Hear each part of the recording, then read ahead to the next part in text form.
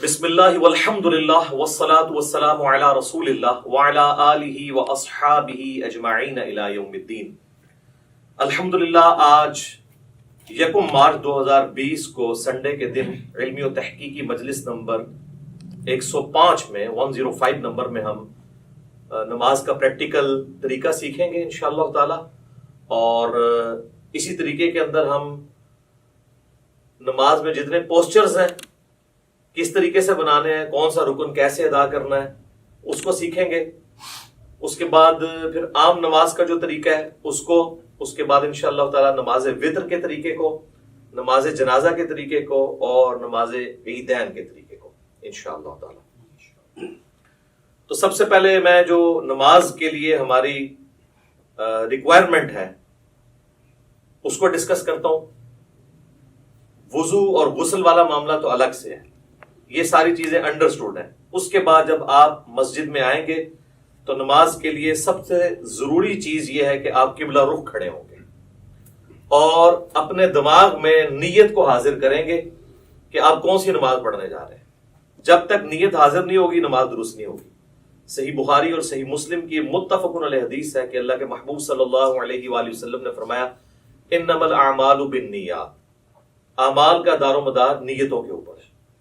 تو نیت کو حاضر کرنا ضروری ہے۔ زبان سے نیت کا اظہار کرنا یہ کوئی ثابت نہیں ہے، البتہ نیت کو ذہن میں حاضر کرنا کہ میں اس وقت کون سی نماز پڑھنے جا رہا ہوں، کس وقت کی نماز پڑھنے جا رہا ہوں اور کتنی رکعتیں پڑھنے جا رہا ہوں، نوافل پڑھنے جا رہا ہوں یا فرض نماز پڑھنے جا رہا ہوں، یہ ضروری ہے، ادروائز پھر نماز نہیں ہوگی۔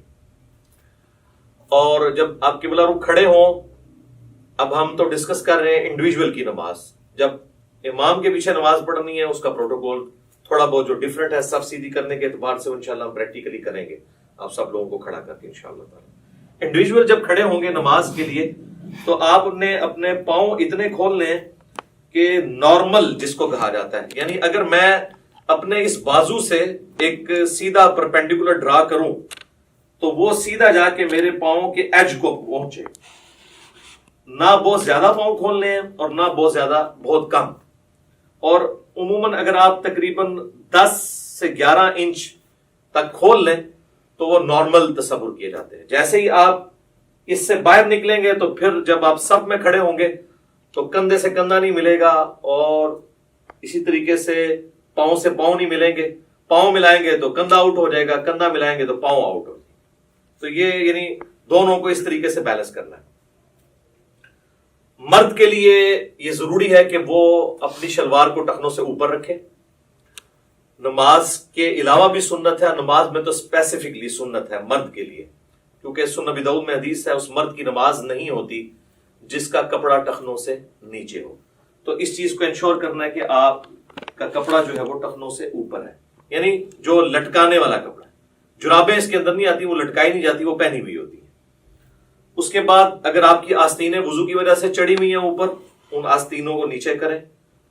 کف ثوب بھی منع ہے۔ اسی طریقے سے تہمت کو یا شلوار کو اوپر کرنے کے لیے یوں اڑیسنا، اس کو اندر کی طرف موڑنا، یہ بھی منع ہے، یہ بھی کف ثوب کے اندر آتا ہے۔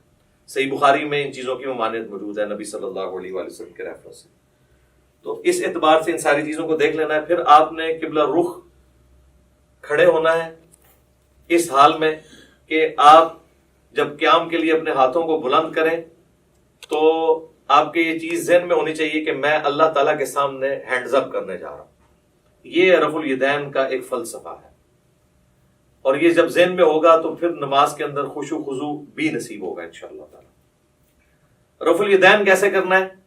اپنے ہاتھوں کو نارملی بلند کرنا ہے، یعنی اس کونی کو اگر ہم پیوٹ مانیں تو یہ کونی اگر ہم یوں رکھتے ہوئے اپنے ہاتھ کو یوں بلند کریں تو آپ دیکھیں گے کہ میری جو انگلیاں ہیں وہ کانوں کی سیدھ میں آ گئی ہیں، سائڈ سے جا کے دیکھیں، اور میری ہتھیلی جو ہے وہ کندھے کی سیدھ میں آ گئی ہے۔ یہ سنت طریقہ ہے۔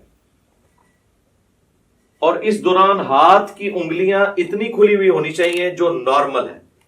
سنن ابی داؤد میں حدیث ہے کہ نبی علیہ السلام جب رفع الیدین کرتے تھے تو ہاتھوں کی انگلیوں کو پھیلا کر کرتے تھے۔ پھیلانے سے مراد یہ نہیں ہے کہ ایسے کرتے تھے، تو بالکل اب نارمل طریقہ ہے۔ یعنی وہ راوی یہ بتانا چاہ رہے ہیں کہ نبی علیہ السلام ہاتھوں کو یوں نہیں رکھتے تھے بلکہ نارملی رکھتے تھے. اب آپ اس کو یوں دیکھیں گے تو میں جب اس کو ہاتھ کو بلند کروں گا تو آپ یہ دیکھیں میرے دونوں انگلیاں کانوں کی سیدھ میں ہیں, میری ہتھیلیاں کندھے کی سیدھ میں ہیں, اور میری ہتھیلیاں قبلہ رخ ہیں. اور اس دوران یہاں پر ہی تھوڑی دیر کے لیے روکتے ہوئے میں اللہ اکبر کہوں گا اور اس کے بعد اپنے ہاتھوں کو باندھوں گا. اب جتنے بھی رفع الیدین ہوں گے وہ اسی طریقے کے ساتھ ہوں گے. صحیح مسلم میں حدیث ہے کہ نبی صلی اللہ علیہ وآلہ وسلم اپنے ہاتھوں کو کانوں تک بلند کرتے تھے. صحیح بخاری میں حدیث ہے کہ نبی علیہ السلام اپنے ہاتھوں کو کندھوں تک بلند کرتے تھے. اس میں تطبیق یہی بنتی ہے کہ آپ ہاتھ اس طرح بلند کرتے تھے کہ اگر انگلیاں دیکھی جائیں تو وہ کانوں کی سیدھ میں آ جائیں اور ہتھیلیاں دیکھی جائیں تو وہ کندھوں کی سیدھ میں آ جائیں. یہ نارمل پوزیشن ہے اور یہ بالکل صحیح ہونا چاہیے. اس کے لیے پریکٹس کرنے کا طریقہ ہے کہ آپ شیشے کے آگے کھڑے ہوں اور اس کی پریکٹس کریں. بعض لوگ ہوتے ہیں ان کے ہاتھ یوں ہوتے ہیں, یوں ہوتے ہیں, کچھ یوں ہوتے ہیں. یہ پریکٹس آپ کو کرنی پڑے گی. کسی کا ایک ہاتھ اونچا ہوتا ہے, نیچے ہوتا ہے. تو یہ اب مجھے جو میں یہ کر رہا ہوں میرے سامنے شیشہ نہیں ہے, یہ میری پریکٹس کی وجہ سے یہ سیدھا نظر آ رہا ہے. بعض اوقات آپ سمجھ رہے ہوں گے کہ سیدھا ہے لیکن وہ سیدھا ہوتا نہیں ہے, ٹیڑھا ہو جاتا ہے. تو اس کے لیے آپ کو پریکٹس کرنی پڑے گی. اور رفع الیدین کرتے ہوئے آپ نے اللہ اکبر کہہ کے ہاتھوں کو باندھنا ہے. یہ صحیح بخاری کے اندر یہ بھی حدیث موجود ہے کہ نبی علیہ السلام رفع الیدین کرتے اور اللہ اکبر کہتے. اور صحیح بخاری مسلم میں یہ بھی ملتا ہے کہ آپ صلی اللہ علیہ وآلہ وسلم اللہ اکبر کہتے اور رفع الیدین کرتے. لہٰذا اس چکر میں نہیں پڑنا کہ پہلے رفع الیدین کرنا ہے یا پہلے اللہ اکبر کہنا ہے. دونوں بیک وقت کہنے ہیں, آگے پیچھے کہنے ہیں, جس بھی طریقے سے کہیں سائملٹینیسلی آپ کہہ لیں. ہر صورتحال جو ہے وہ سنت کے مطابق ہے, کیونکہ اتنی جو باریکیاں ہیں نا وہ احادیث کے اندر نہ تو اللہ تعالیٰ کو مطلوب ہے کہ اس طرح کی رپورٹ کی جائے, نہ نبی علیہ السلام نے ان کو اس طریقے سے تعلیم فرمایا. تو یہ بڑی امپورٹنٹ چیز ہے اس حوالے سے. اللہ اکبر کہہ کے آپ نے ہاتھوں کو باندھا. اب ذرا یہ ہاتھوں کو باندھنے کی پوزیشن آپ ذرا دیکھ لیں. یہ میرا جو لیفٹ والا ہاتھ ہے یہ بعض لوگ یوں کر کے مٹھی بند کر لیتے ہیں, اس کو آپ نے یوں رکھنا ہے جو نارمل پوزیشن ہے. اس کے بعد آپ نے یہ دایاں ہاتھ بائیں ہاتھ کے اوپر یوں رکھا کہ جو نارمل پوزیشن ہے. بعض لوگ یوں کر کے پکڑ لیتے ہیں, ٹھیک ہے, اگر آسانی ہے یوں کر کے پکڑ لیں, یہ نارمل پوزیشن ہے. اور اگر آپ اس کو یوں رکھیں گے تو آپ کو رکھنے میں بھی آسانی ہوگی. یہ سنت طریقہ ہے جو صحیح بخاری کی حدیث کی روشنی میں ہمیں پتہ چلتا ہے. کیونکہ صحیح بخاری میں حدیث ہے کہ سہل ابن سعد الساعدی کہتے ہیں کہ نبی صلی اللہ علیہ وآلہ وسلم کے زمانے میں ہمیں حکم دیا جاتا تھا کہ ہم اپنا دایاں ہاتھ بائیں زیرہ کے اوپر رکھیں. اب زیرہ جو ہے یہ کونی سے لے کے انگلیوں تک ہے. اور ابو داؤد اور نسائی کے اندر حدیث ہے کہ نبی علیہ السلام نے اپنا دایاں ہاتھ بائیں رزق را سین غین کف اور ساعد پر رکھا. ساعد کہتے ہیں کف سے لے کر کونی تک. یہ کف کا لفظ تو اردو زبان میں بھی استعمال ہوتا ہے, یہ عربی کا ہے. اور یہاں انگلی سے لے کے کف تک رزق کہلاتا ہے, اور اس پورے کو ہم کہتے ہیں زیرہ. اور آپ دیکھیں پرانے زمانے میں جب جنگیں لڑی جاتی تھی تو زیرہ پہنی جاتی تھی, پورے جسم پہ بھی پہنی جاتی تھی. اور اس طرح صحیح مسلم میں اتنا ہی ملتا ہے کہ نبی علیہ السلام نے اپنا دایاں ہاتھ بائیں ہاتھ پر باندھا. ڈیٹیل بخاری میں اور ابو داؤد میں اور سنن نسائی میں ملتی ہے. مسند احمد میں روایت ہے کہ سینے پہ باندھا. اب سینے سے مراد یہ نہیں کہ آپ نے یوں کر کے باندھ لیا. سینے کی ڈیفینیشن ہے یہ نہر سے لے کر ناف تک, یہ سارے کا سارا سینہ ہے. یہ سینہ ہے. اس میں جہاں پہ بھی لائی کرے گا تو آٹومیٹکلی آپ دیکھیں جب آپ یوں کریں گے اور یوں رکھیں گے تو وہ ایک خاص پوزیشن پہ آئے گا جو نہ بہت اونچا نہ بہت نیچا, ناف سے برل یہ اوپر ہی ہے اور نہر سے کافی نیچے ہے. یہ نارمل پوزیشن ہے. اسی پوزیشن میں جب آپ جماعت کے ساتھ نماز پڑھیں گے تو پاؤں سے پاؤں بھی ملا سکیں گے اور کندھے سے کندھا بھی. جیسے ہی آپ یہ اوپر چلے گئے تو پھر یہ دیکھیں کونیاں ملیں گی, کندھا نہیں ملے گا. اسی طریقے سے میرے بھائیوں جب آپ ناف سے نیچے ہاتھ باندھتے ہیں نا تو یہ خلاف سنت ہے. اس حوالے سے جو سنن ابی داؤد کی ایک حدیث پیش کی جاتی ہے تو امام داؤد رحمہ اللہ تعالیٰ نے خود ساتھ لکھا ہے کہ اس حدیث میں ایک راوی ہیں عبد الرحمن بن اسحاق الکوفی, جس کے بارے میں نے خود احمد بن حنبل سے سنا ہے کہ وہ اس کو ضعیف کہا کرتے تھے. اور یہاں پر لوگوں نے یعنی وہ روایت تو پیش کی لیکن ساتھ جو امام کا حکم تھا اس کو سکپ کر دیا. تو ایسے بھی نہیں کریں گے، ایسے بھی نہیں کریں گے، بلکہ اس طریقے سے ہاتھ باندھیں گے جو سنت طریقہ ہے۔ یا پھر دوسرا طریقہ یہ ہے کہ وضع الیدین کی بجائے ارسال الیدین کیا جائے۔ اس کے لیے ہم پھر یوں کریں گے کہ آپ نے یوں رفع الیدین کیا، اللہ اکبر کہہ کے ایسے، بعض لوگ بالکل ایسے ساتھ ملا لیتے ہیں، بعض مٹھیاں بند کر لیتے ہیں، بعض ایسے کر کے کھڑے ہو جاتے ہیں، بالکل غلط ہے۔ بالکل نارمل پوزیشن پہ جہاں پہ آئیں گے یہ ارسال الیدین ہوگا، یہ بھی سنت ہے۔ اگرچہ اس حوالے سے جو سنن طبرانی کی روایت ہے اس میں خصیب الجحد الراوی جو ہے وہ ضعیف ہے، لیکن چونکہ موقوفاً روایتیں عبداللہ ابن زبیر سے ملتی ہیں المصنف ابن ابی شیبہ میں، بلکہ مصنف ابن ابی شیبہ میں پورا چیپٹر ہے ان صحابہ اور تابعین کا بیان جو ہاتھ باندھ کے نماز پڑھا کرتے تھے، اور ان صحابہ اور تابعین کا بیان جو ہاتھ کھول کر نماز پڑھا کرتے تھے۔ یہ دونوں طریقے سنت ہے، اور میں نے تو سنن ابی داؤد کی جو 730 نمبر حدیث ہے اس سے بھی یہ چیز ثابت کی ہے کہ انڈائریکٹلی ابو حمید سعدی کی جو 10 صحابہ والی حدیث ہے وہ بھی اس کو سپورٹیو ہے کہ ارسال الیدین کرنا بھی سنت ہے۔ اس پہ میرا کلپ الحمدللہ لاکھوں لوگوں نے دیکھا ہے، فیس بک کے اوپر بھی، یوٹیوب کے اوپر بھی۔ آج میں اس ڈیٹیل میں نہیں جاؤں گا، بہرحال ارسال الیدین بھی سنت ہے۔ الحمدللہ ہم دونوں طریقے سے نماز پڑھتے ہیں، کم از کم میں ایک نماز ضرور ارسال الیدین سے پڑھتا ہوں، لیکن میں وضع الیدین کو اس لیے پریفر کرتا ہوں کہ میں یہ خواہش کرتا ہوں کہ میں اللہ تعالیٰ کے سامنے اس حال میں بھی کھڑا ہوں۔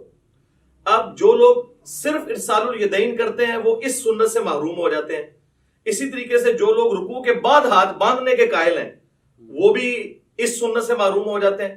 تو ہم اس سنت پہ بھی عمل کرتے ہیں اور اس پہ بھی، رکوع سے پہلے یوں اور رکوع کے بعد ارسال الیدین، اس پہ تو اجماع ہے اہل سنت کے تمام مکاتب فکر، حنفی، شافعی، مالکی، حنبلی اور اہل حدیث بھی۔ یہ تو چند علماء عرب ہیں جنہوں نے یہ کام ڈالنا شروع کیا رکوع کے بعد ہاتھ باندھنے والا، اس پہ تو اجماع امت ہے، اور میں نے دلائل کے ساتھ ثابت کیا ہے۔ صحیح بخاری میں اس کے اشارے موجود ہیں، سنن ابی داؤد کے اندر ابو حمید سعدی والی حدیث میں اس کے اشارے موجود ہیں کہ ارسال الیدین کیا جائے گا رکوع کے بعد۔ تو لہٰذا دونوں طریقے سنت ہیں۔ ارسال الیدین سے ہم نماز پڑھتے ہیں، فرض نماز پڑھتے ہیں، سنیوں کی مسجد کی پہلی صف میں پڑھتے ہیں، چاہے کسی کو برا لگے، الحمدللہ۔ مطلب اس میں تو کوئی آر نہیں ہمیں اس بات کو کرنے میں۔ تو ارسال الیدین بھی سنت ہے اور وضع الیدین بھی سنت ہے۔ تو آپ اچھا بعض لوگ جو ہے نماز شروع کرتے ہی اللہ اکبر کہہ کے یوں ہاتھ چھوڑ دیتے ہیں اور پھر یوں ہاتھ باندھتے ہیں، یہ بھی خلاف سنت ہے۔ آپ نے ہاتھ چھوڑنے ہیں تو چھوڑ کے نماز پڑھیں، یہ بھی سنت ہے، اور آپ نے ہاتھ باندھنے ہیں تو باندھ کے نماز پڑھیں تو وہ بھی سنت ہے، لیکن یہ یوں کر کے یوں نہ کریں۔ اس کے بعد پھر آپ اللہ اکبر کہتے ہوئے اگلے رکن میں جائیں گے اور رفع الیدین کرتے ہوئے اسی طریقے سے، اور وہ ہے رکوع۔ یوں دیکھیں، اللہ اکبر۔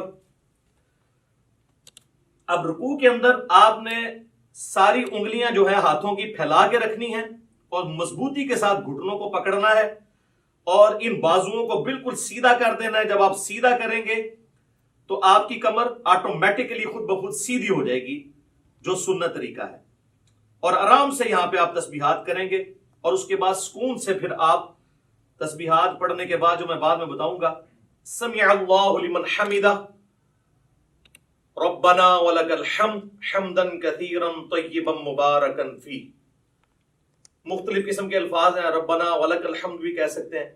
اور اس حالت میں آپ نے ہاتھ باندھنے نہیں بلکہ ارسال الیدین کرنا ہے، اور کم از کم اتنی دیر کھڑے ہونا ہے کہ جتنی دیر آپ ربنا لک الحمد کہیں۔ بعض لوگوں کی عادت ہے کہ وہ سمع اللہ لمن حمدہ کہہ کے تو ساتھ ہی ایسے چلے جاتے ہیں سجدے میں، یہ بالکل خلاف سنت ہے، نماز نہیں ہوگی۔ بلکہ بخاری مسلم میں بڑی ڈیٹیل حدیث ہے، جو ایک صحابی نے نماز پڑھی، نبی علیہ السلام کے پاس حاضر ہوا، سلام عرض کیا، آپ علیہ السلام نے وعلیکم السلام ورحمۃ اللہ کہا اور کہا کہ دوبارہ نماز پڑھو، تو نے نماز پڑھی نہیں، 3 دفعہ اسی طریقے سے ہوا۔ پھر اس نے عرض کیا، اللہ کے نبی مجھے نماز سکھائیں، تو آپ صلی اللہ علیہ وآلہ وسلم نے فرمایا کہ سکون کے ساتھ قیام کرو اور پھر قرآن جتنا مقدر ہے وہ پڑھو، اس کے بعد سکون سے رکوع کرو، رکوع کے بعد بالکل سیدھے کھڑے ہو جاؤ یہاں تک کہ ہر ہڈی اپنی جگہ پہ آ جائے، پھر سجدے کے لیے جاؤ اور پھر 2 سجدوں کے درمیان اس طرح بیٹھو کہ ہر ہڈی اپنی جگہ پہ آ جائے، پھر دوسرا سجدہ کر کے بھی بیٹھو اور پھر دوسری رکعت کے لیے کھڑے ہو، یعنی جلسہ استراحت بھی کرو۔ یہ صحیح بخاری میں 6251 نمبر حدیث ہے، جس کے تحت میں سمجھتا ہوں کہ علماء عرب نے جو جلسہ استراحت کو چھوڑ دیا یہ خلاف سنت ہے ان کی نماز۔ ربنا لک الحمد بھی کہہ سکتے ہیں، اللہم ربنا ولک الحمد بھی کہہ سکتے ہیں، جو بھی وہ انشاءاللہ میں پریکٹیکل جب کروں گا تو آپ کو پتہ چل جائے گا۔ اس کے بعد آپ نے سجدہ میں جانا ہے، اور اس کے لیے سنت یہ ہے کہ آپ نے پہلے ہاتھ لگانے ہیں، اس کے بعد گھٹنے لگانے ہیں اور نبی علیہ السلام کی حدیث ابو داؤد میں موجود ہے، آپ صلی اللہ علیہ وآلہ وسلم نے فرمایا کہ اونٹ کی طرح مت بیٹھو.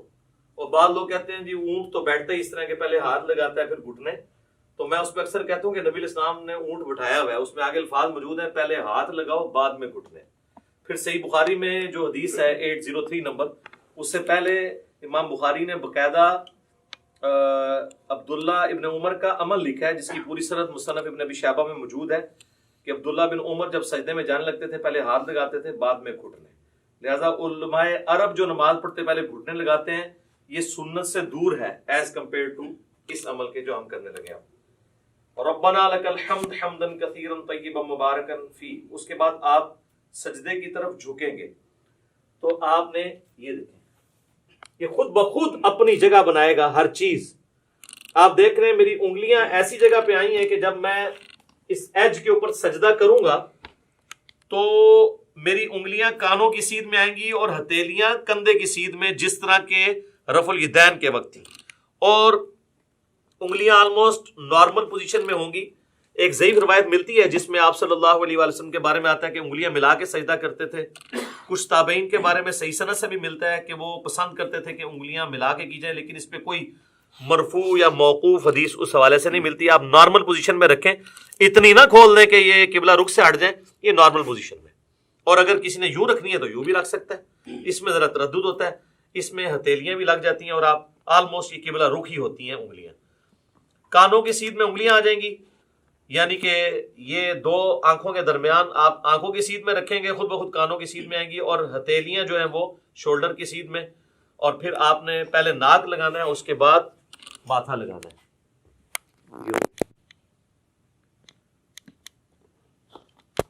اسی حالت میں سجدے کی تسبیحات آپ نے پڑھنی ہے، سبحان ربی الاعلی، یا باقی تسبیحات انشاءاللہ پڑھ کے بتا دوں گا. اور پاؤں کی انگلیاں قبلہ رخ ہونی چاہیے، دونوں ایڑیاں آپس میں جڑی ہوئی ہوں، اور ہاتھ جو ہیں وہ پہلوؤں سے الگ ہوں، رانے جو ہیں وہ پنڈلی کے جوڑ سے الگ ہوں نارمل پوزیشن کے اوپر. اور ادھر سے اگر یعنی اس میں گیپ بھی موجود ہونا چاہیے. سب سے افضل طریقہ تو یہی ہے کہ تھوڑا اور بڑا کر لیا جائے سجدہ یوں کر کے، لیکن وہ آج کل ہماری صفحے جو ڈیزائن ہے اس میں وہ بڑے والا سجدہ نہیں ہوتا جو بخاری مسلم میں آتا ہے کہ بکری کا بچہ بھی گزر سکتا تھا، وہ اعلیٰ ترین درجہ ہے. جس چیز سے منع کیا گیا نا وہ یہی ہے کہ آپ نے، بخاری مسلم میں آتا ہے کہ کونیاں زمین پہ کتے کی طرح نہیں یوں بچھانی. اور ظاہر ہے اس حکم میں مرد و عورت دونوں ہی شامل ہیں نماز کے طریقے کے اعتبار سے. تو اس کو اٹھا کے رکھنی ہے اور پہلوؤں سے الگ رکھنا ہے، پیٹ سے نہ ٹچ کریں، پیٹ جو ہے وہ یہ رانوں سے الگ رہے، اور ران اور پنڈلی کا جوڑ جو ہے یہ الگ الگ رہے. اس حالت میں آپ نے سجدہ کرنا ہے. تو یہ اس کے بعد اللہ اکبر کیا ہے کہ آپ نے جب بیٹھنا ہے تو آپ کی پوزیشن کیا ہونی چاہیے کہ آپ یہ انگلیاں قبلہ رخ ہوں، یہاں پہ بھی نارمل، یوں کرنے کی ضرورت نہیں ہے، نارمل رکھیں جہاں آپ کو آسانی رہتی ہے. اس طریقے سے بھی سنت ہے. صحیح مسلم کے اندر یہ طریقہ بھی آیا ہے اور صحیح مسلم کے اندر یہ طریقہ بھی آیا ہے. یہ دونوں طریقے سنت ہے. یہاں پہ مشہور ہے کہ جی وہ اگر کسی کی انگلیاں یوں نیچے ہو جائیں تو اس کی انگلیاں کاٹ دی جائیں، جبکہ صحیح مسلم میں کہ نبی علیہ السلام جب آخری رکعت میں تورک بیٹھتے تھے جو میں اینڈ پہ بتاؤں گا، تو اپنے بائیں ہاتھ سے اپنے گھٹنے کو لقمے کی طرح پکڑ لیتے تھے. تو یوں بھی رکھنا سنت ہے، اور جب یوں رکھیں گے تو ابو داؤد میں حدیث ملتی ہے سنن نسائی کے اندر کہ نبی علیہ السلام کی جو یہ زرہ ہے وہ ران کے ساتھ لگ جایا کرتی تھی. آپ یہ دیکھیں لگی ہوئی ہیں دونوں زریں ران کے ساتھ لگی ہوئی ہیں، اور جب یوں رکھیں گے تو پھر یہ ران سے اٹھ جائیں گی. یہ طریقہ بھی سنت ہے، اس میں کوئی فرق نہیں ہے، دونوں طریقے سنت ہیں. یہ دو سجدوں کے درمیان آپ بیٹھیں گے اور اس میں آپ نے جو تسبیحات پڑھنی ہے رب اغفر لی رب اغفر لی، اس کے علاوہ اور تسبیحات بھی ہیں. بعض لوگ یہاں پہ بھی انگلی اٹھا لیتے ہیں، وہ حدیث بھی کمزور ہے، سفیان ثوری کی تدلیس کی وجہ سے. انگلی نہیں اٹھانی، نارمل رکھنا ہے آپ نے. اس کے بعد پھر اللہ اکبر کہہ کے آپ نے دوسرے سجدے میں جانا ہے اور پھر اسی طریقے سے تسبیحات کرنی ہے.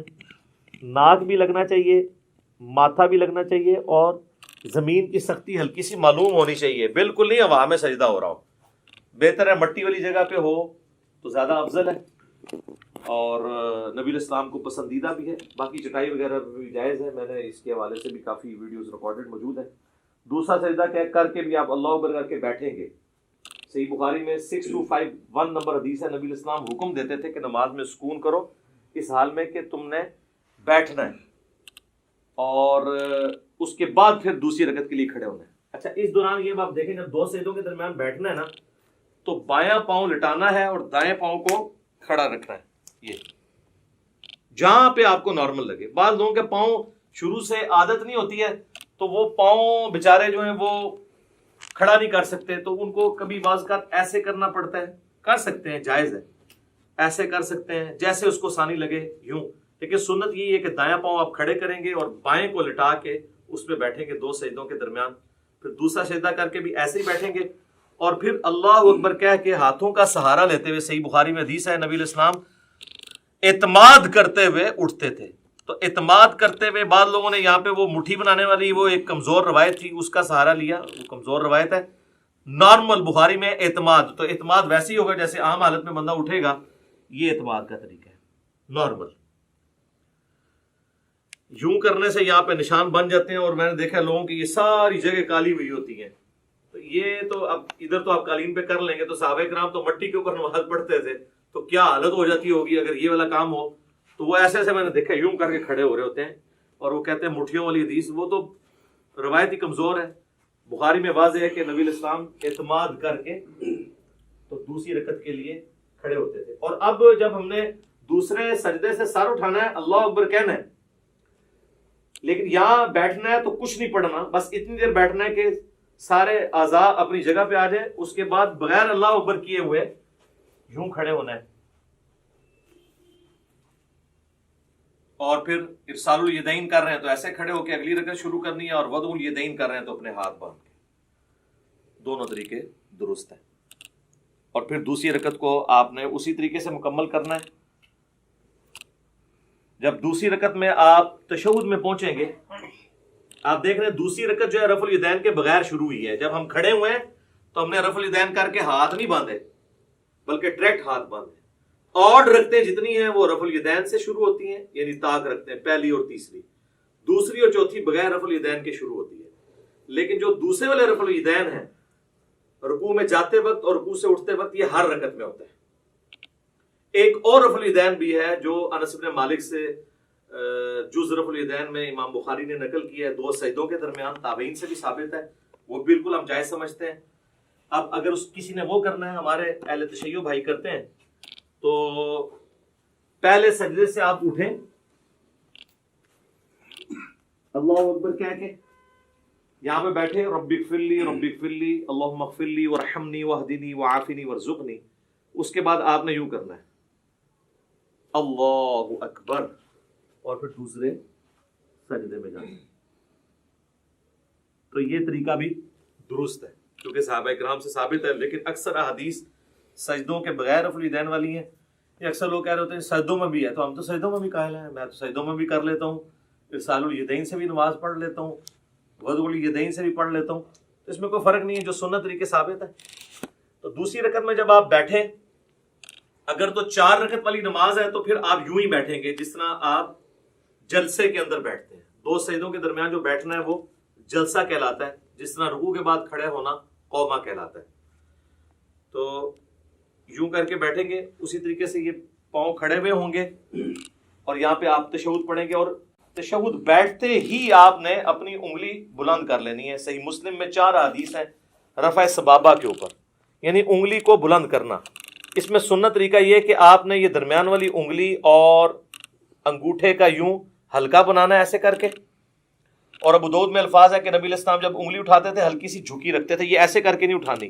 اور مسلسل تشہد میں بیٹھتے ہی اس کو اٹھا لینا ہے. اور اگر آخری تشہد میں ہے تو دعاؤں میں پہنچ کے اس کو ہلکی ہلکی یوں حرکت بھی دینی ہے. یہ بھی ثابت ہے. اور صحیح مسلم میں عبداللہ ابن زبیر جو نقل کر رہے ہیں وہ صرف اشارے کو نقل کر رہے ہیں، حرکت کو نہیں کر رہے. تو بغیر حرکت کے بھی اشارہ تھروٹ یوں کرنا یہ ثابت ہے. یہ طریقہ بھی ثابت ہے انگلی اٹھانے کا. اور ایک یہ طریقہ بھی ہے انگوٹھے کو اس جڑ میں رکھ کے یوں کر کے، اس کو کہتے ہیں وہ 53 کا عدد بنانا.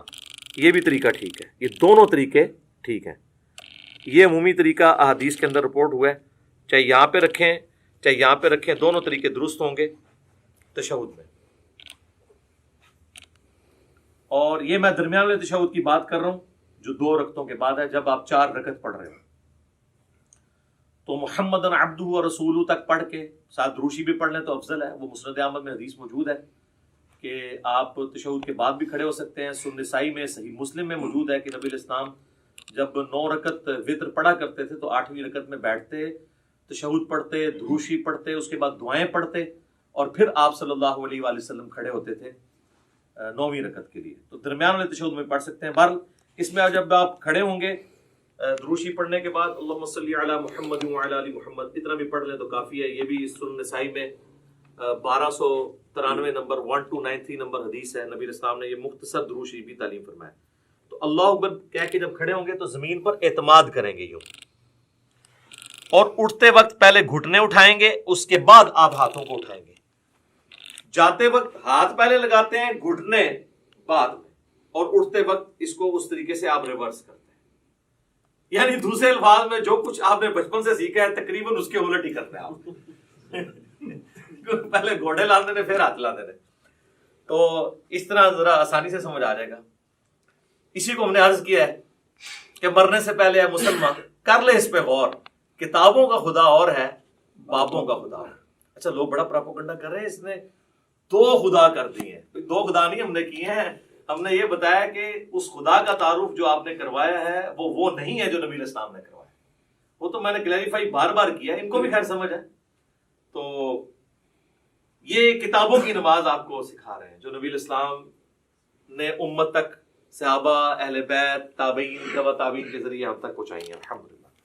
اچھا اب چونکہ تیسری رکعت ہے تو تیسری رکعت میں جب ہم زمین پہ اعتماد کر کے کھڑے ہوں گے تو آپ اللہ اکبر، یہاں سے کھڑے ہوتے ہی آپ نے اللہ اکبر کہنا ہے، یعنی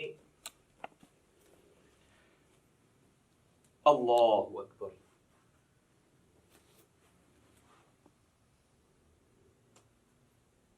پھر وضع الیدین کر لینا ہے، یا اگر آپ نے ارسال الیدین کرنا ہے تو آپ یوں کر لیں۔ اور پھر تیسری رکعت میں جو پڑھنا ہے وہ انشاءاللہ میں پریکٹیکلی پڑھ کے بھی بتا دوں گا، سب کو پتہ ہی ہے، ہم تو پوسچرز اس وقت ڈسکس کر رہے ہیں کیسے کیسے بنانے ہیں۔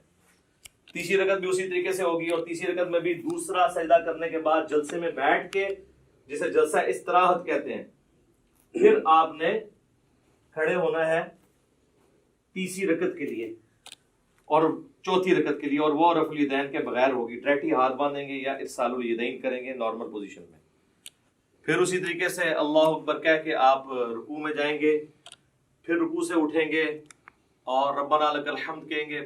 تو چوتھی رکعت میں جب آپ دوسرا سجدہ کر کے بیٹھیں گے تو صحیح بخاری میں موجود ہے نبی صلی اللہ علیہ وآلہ وسلم تورک کیا کرتے تھے، اور اس میں الفاظ ہیں کہ چوتھی رکعت میں بیٹھتے تھے، اور ابو داؤد میں یہ الفاظ ہیں ابو حمید سعدی والی حدیث کے اندر کہ جس رکعت میں آپ نے سلام پھیرنا ہوتا تھا نا اس میں آپ تورک کرتے تھے۔ تو اس سے ہمیں یہ بات پتہ چلی کہ چاہے 4 رکعت والی نماز ہے، 3 والی ہے، 2 والی ہے، جس تشہد میں دروشی پڑھنے کے بعد آپ نے سلام پھیرنا ہے اس میں آپ نے تورک کرنا ہے۔ اور اس میں حکمت بھی ہے کہ اس میں انسان تھکتا نہیں ہے۔ تورک جو ہے یہ دایاں پاؤں آپ نے بائیں پاؤں کے نیچے سے گزار کے دائیں پاؤں کو آپ نے کھڑا کرنا ہے، اور آپ نے دائیں پاؤں کے نیچے سے بائیں پاؤں کو گزارنا ہے اس حالت میں، یہ تورک ہے۔ اور آپ یوں بھی کر سکتے ہیں۔ یہ ابو داؤد میں یہ بھی حدیث ہے کہ نبی علیہ السلام نے اپنے دونوں پاؤں ایک طرف نکال دیے، یہ ایک طرف نکالے ہوئے میں نے دونوں پاؤں، یہ بھی ٹھیک ہے، یہ بھی ٹھیک ہے۔ اس میں حکمت یہ ہے کہ جب آپ یوں بیٹھتے ہیں نا تو آخری تشہد تو چونکہ نبی علیہ السلام کا بہت زیادہ دعاؤں پہ ہوتا تھا، لمبا ہوتا تھا، اس میں آپ تھکتے نہیں ہیں۔ اس طرح بیٹھیں گے تو تھوڑی دیر کے بعد آپ کو تھکاوٹ محسوس ہونا شروع ہو جاتی ہے، الا یہ کہ بہت پتلا بندہ اس کو تو فیل نہیں ہوتا۔ تو یہ درمیان والا تشہد ہے اور یہ آخری تشہد ہے، چاہے وہ فجر کا ہو، مغرب کا ہو، عشاء کا ہو، آخری تشہد اس طریقے سے ہونا ہے۔ اور اس میں بھی آپ نے اس طرح انگلی اٹھا کے رکھنی ہے، تشہد میں مسلسل انگلی اٹھانی ہے۔ یہ جو کہتے ہیں اشہد ان لا الہ پہ اٹھاؤ، الا اللہ پہ گرا دو، یہ کوئی ثابت نہیں ہے۔ یہاں پہ رکھیں، یہ بھی سنت ہے، اور یہ صحیح مسلم میں الفاظ ہیں کہ نبی علیہ السلام جب تشہد میں بیٹھتے تو اپنا دایاں ہاتھ جو ہے وہ دانے گھٹنے کے اوپر بائیں گھٹنے پہ رکھ کے اس کو لقمے کی طرح پکڑ لیتے، جو آپ کے بابوں نے آپ کو سکھایا کہ جس کی انگلیاں نیچے ہوں انگلیاں کاٹ دی جائے، اور یہ وہ سنت ہے جو صحیح مسلم کے اندر ہے۔ ہر شے پٹھی دسی تانوں، پھر کہندے ساڈے بابیاں نوں کچھ کہندا ہے، اور کینوں کہواں میں نیوٹن نوں کہواں، جنہاں نے کام پایا انہاں نوں کہنا ہے نا۔ یہ بھی سنت ہے، یہ صحیح مسلم میں یہ بھی سنت آئی ہے، اور یہ بھی، یہ مسلسل اٹھا کے رکھنی ہے۔ اور ابو داؤد میں، نسائی میں آتا ہے کہ جب آپ دعاؤں میں پہنچتے تھے نا تشہد کے اینڈ پہ درود شریف کے بعد، تو ہلکا ہلکا اسے یوں حرکت بھی دیتے تھے، اور اس کے بعد جب آپ پورا تشہد دعائیں مانگ لیں گے، پھر آپ نے دائیں اور بائیں سلام پھیرنا ہے۔ اس میں جو امام مسجد حضرات ہیں وہ تو سلام یہی پھیر رہے ہوتے ہیں، السلام علیکم ورحمۃ اللہ، اور دوسرا سلام ادھر کرتے ہیں، السلام علیکم ورحمۃ اللہ۔ یہ بالکل خلاف سنت ہے۔ آپ نے دائیں طرف والے نمازیوں کو بھی، اور فرشتے ہوں تو ان کی طرف بھی سلام بھیجنا ہے، تو اس کے لیے طریقہ یہ ہے کہ آپ نے پوری گردن موڑنی ہے یوں کر کے، السلام علیکم ورحمۃ اللہ، السلام علیکم ورحمۃ اللہ۔ اچھا، عربیوں کو ایک بڑا مسئلہ ہے۔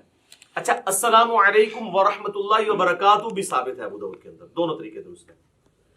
عربی جو ہے نا ہمارے اجمی لوگوں کو نا، وہ چونکہ امام کے پیچھے ہم لوگ تو عادت ہے نا کہ امام جب پہلا سلام پھیرتا ہے نا، تو جب وہ رحمت اللہ پہ پہنچتا ہے تو ہم پہلا پھیرتے ہیں، پھر وہ دوسرے کے رحمت اللہ پہ پہنچتا ہے تو ہم دوسرا پھیرتے ہیں۔ عربی کیا کرتے ہیں کہ وہ انتظار کرتے ہیں کہ امام دونوں طرف پھیرے، السلام علیکم ورحمۃ اللہ، السلام علیکم ورحمۃ اللہ، اور اس کے بعد وہ پھیرتے ہیں۔ آپ نے دیکھا وہ عرب کے ٹی وی پہ بھی جب آپ کو آواز آ رہی ہوتی ہے اس کی مکبر کی پیچھے سے، تو اور وہ یہ سمجھ رہے ہوتے ہیں کہ ہم صحیح طریقے پہ چل رہے ہیں، دونوں طریقے درست ہیں، کیونکہ اب ہے تو پیچھے ہی ہے نا۔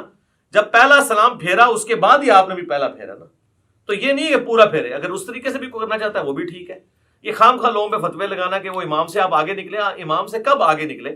امام نے السلام علیکم ورحمۃ اللہ کہا، اس کے بعد ہی ہم نے کہا، اور امام نے جب دوسرا پھیرا اس کے بعد ہی ہم نے کہا۔ وہ تو حدیث ہے بخاری مسلم میں کہ جو امام سے پہلے رکوع سے سر اٹھائے تو اسے ڈر جانا چاہیے کہ اللہ تعالیٰ اس کا سر جو ہے وہ گدھے کا نہ بنا دے۔ پوسچرز میں آپ نے امام سے پہلے کوئی کام نہیں کرنا، باقی جو بیچ میں پڑھنا ہے وہ آگے پیچھے ہو سکتا ہے، وہ تو نہ آپ سن رہے ہوتے ہیں اس کی، نہ وہ آپ کی سن رہا ہوتا ہے۔ کئی بار ہم تشہد ختم کر کے بیٹھ جاتے ہیں، امام کا تشہد ختم ہی نہیں ہوتا، اس میں آگے پیچھے ہو سکتا ہے، پوسچرز نہیں آپ آگے پیچھے کر سکتے۔ اور دیکھیں اللہ نے نماز میں کیا برکت رکھی ہے کہ نماز میں مسلمانوں کی یونٹی ہے، کوئی فرقہ بھی دوسرے کے پیچھے نماز پڑھ سکتا ہے، کیونکہ بیسک سٹرکچر سب کی یہی ہے 4 رکعتوں میں، پہلے قیام کے بعد رکوع، رکوع کے بعد کھڑے ہونا، اس کے بعد سجدے میں جانا، 2 سجدوں کے درمیان بیٹھنا، اور ایون سنی شیعہ کی کتابیں تو متفق ہیں، شیعہ بھی جو ہے وہ جلسہ اس طرح آتی ہے، یعنی دوسرے سجدے کے بعد بیٹھ کے اٹھتے ہیں، اور اہل سنت بھی جو کتاب و سنت کے فالوورز ہیں وہ اسی طریقے سے اٹھتے ہیں۔ بہرحال کوئی ڈائریکٹ اٹھے یا اس طریقے سے اٹھے، دونوں طریقوں میں وہ ایک فرقے والا دوسرے فرقے والے امام کے پیچھے نماز پڑھ سکتا ہے۔ یہ اللہ نے نماز کی حفاظت کی ہے، نماز کی بیسک سٹرکچر میں کوئی فرق نہیں ہے۔ ورنہ تو یہ ہوتا کہ شیعہ کے قیام کا وقت ہے، آپ کے رکوع کا وقت آ جائے، تو پھر کس طرح ایک دوسرے کے پیچھے پڑھ سکے نماز؟ تو یہ اللہ تعالیٰ نے کم از کم بیسک سٹرکچر جو ہے، باقی جو چھوٹی موٹی چیزیں ان پہ اختلاف ہو سکتا ہے، بہتری کی طرف جانا چاہیے۔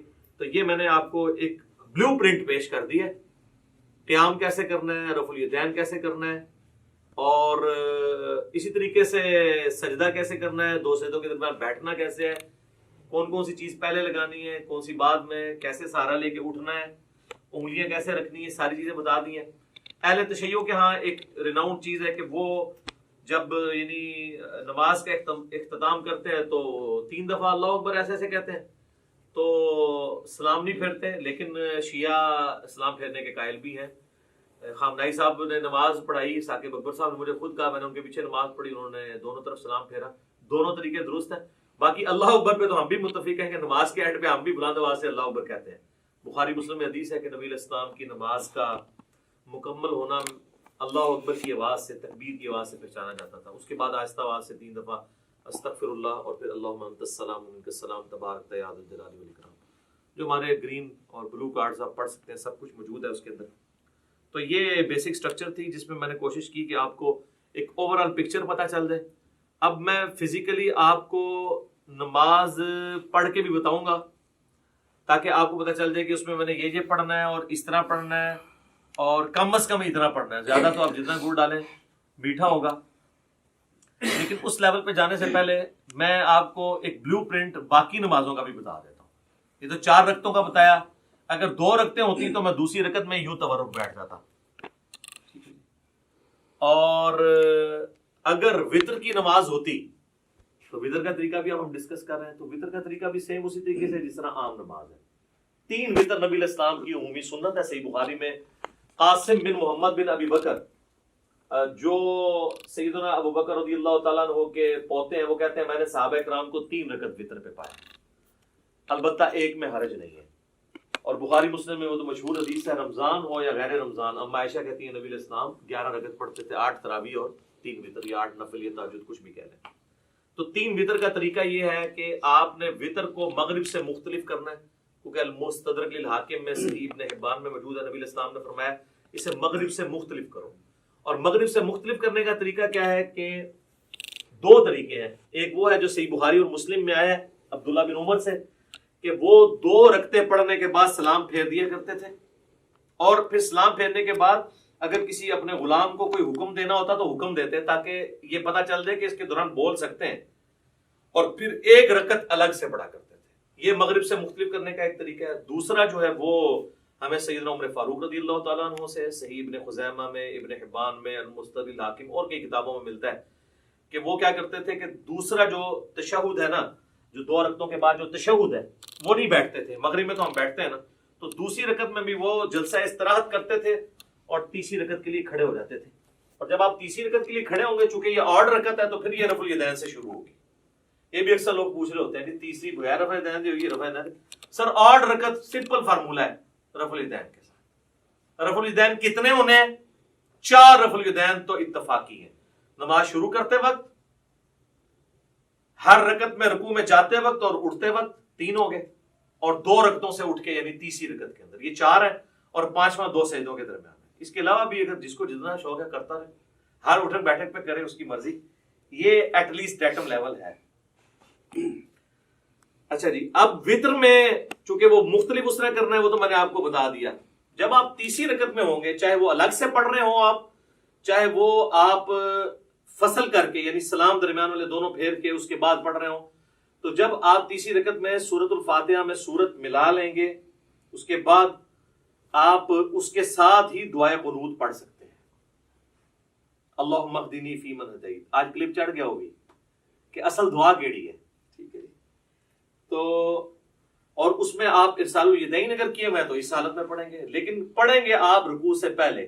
صحیح بخاری میں 1002 نمبر حدیث ہے, انس بن مالک کہتے ہیں وہ شخص غلط بیانی کر رہا ہے, جھوٹ بول رہا ہے, جو یہ کہہ رہا ہے کہ نبی صلی اللہ علیہ وآلہ وسلم قنوت وطر کی قنوت کی دعا جو ہے وہ رکوع کے بعد کیا کرتے تھے. آپ نے صرف 1 مہینہ رکوع کے بعد کی, وہ کافروں پہ بد دعا کی تھی, قنوت نازلہ. آپ ہمیشہ رکوع سے پہلے کرتے تھے. رکوع سے پہلے کیسے ہے, سورت ملائی, اس کے بعد یہ آپ نے پڑھ دیا اللہم اہدنی فیمن ہدیت, یہ دعا پوری کی, پھر آپ رفع الیدین کر کے رکوع میں چلے گئے. اور دوسرا طریقہ جو کم از کم 3 تابعین سے ثابت ہے اور سیدنا عمر سے بھی ثابت ہے, اور المصنف ابن ابی شیبہ میں, مستدرک الحاکم میں, صحیح ابن حبان کے اندر, ابن خزیمہ کے اندر, المعجم الکبیر طبرانی کے اندر ڈیٹیل سے مل جائے گا آپ کو کہ سیدنا عمر جو ہے وہ تکبیر کہتے تھے دعائے قنوت پڑھنے سے پہلے. یعنی سورت ملا لی, اس کے بعد سورت ملانے کے بعد آپ نے اللہ اکبر کیا, تکبیر کہی, اور دوبارہ ہاتھ باندھ کے آپ نے دعائے قنوت مانگی. اس میں ہاتھ نہیں اٹھانے ہوتے کیونکہ یہ قنوت نازلہ نہیں ہے, یہ عام قنوت ہے. عام قنوت میں ہاتھ باندھے جاتے ہیں, یا ارسال الیدین کر کے آپ پڑھیں. ہاتھ اٹھانے والی کافروں میں بد دعا ہے, اور وہ ہوتی بھی رکوع کے بعد ہے, اور وہ ہوتی بھی عموماً فرض رکعت جو فرض نماز ہے اس کی آخری رکعت میں رکوع میں جانے کے بعد ہوتی ہے, جو سنت ہے. وہ آپ کو قنوت والا چیپٹر مشکات میں مل جائے گا, ابو داؤد ترمذی ابن ماجہ کے حوالے سے حدیث مل جائے گی.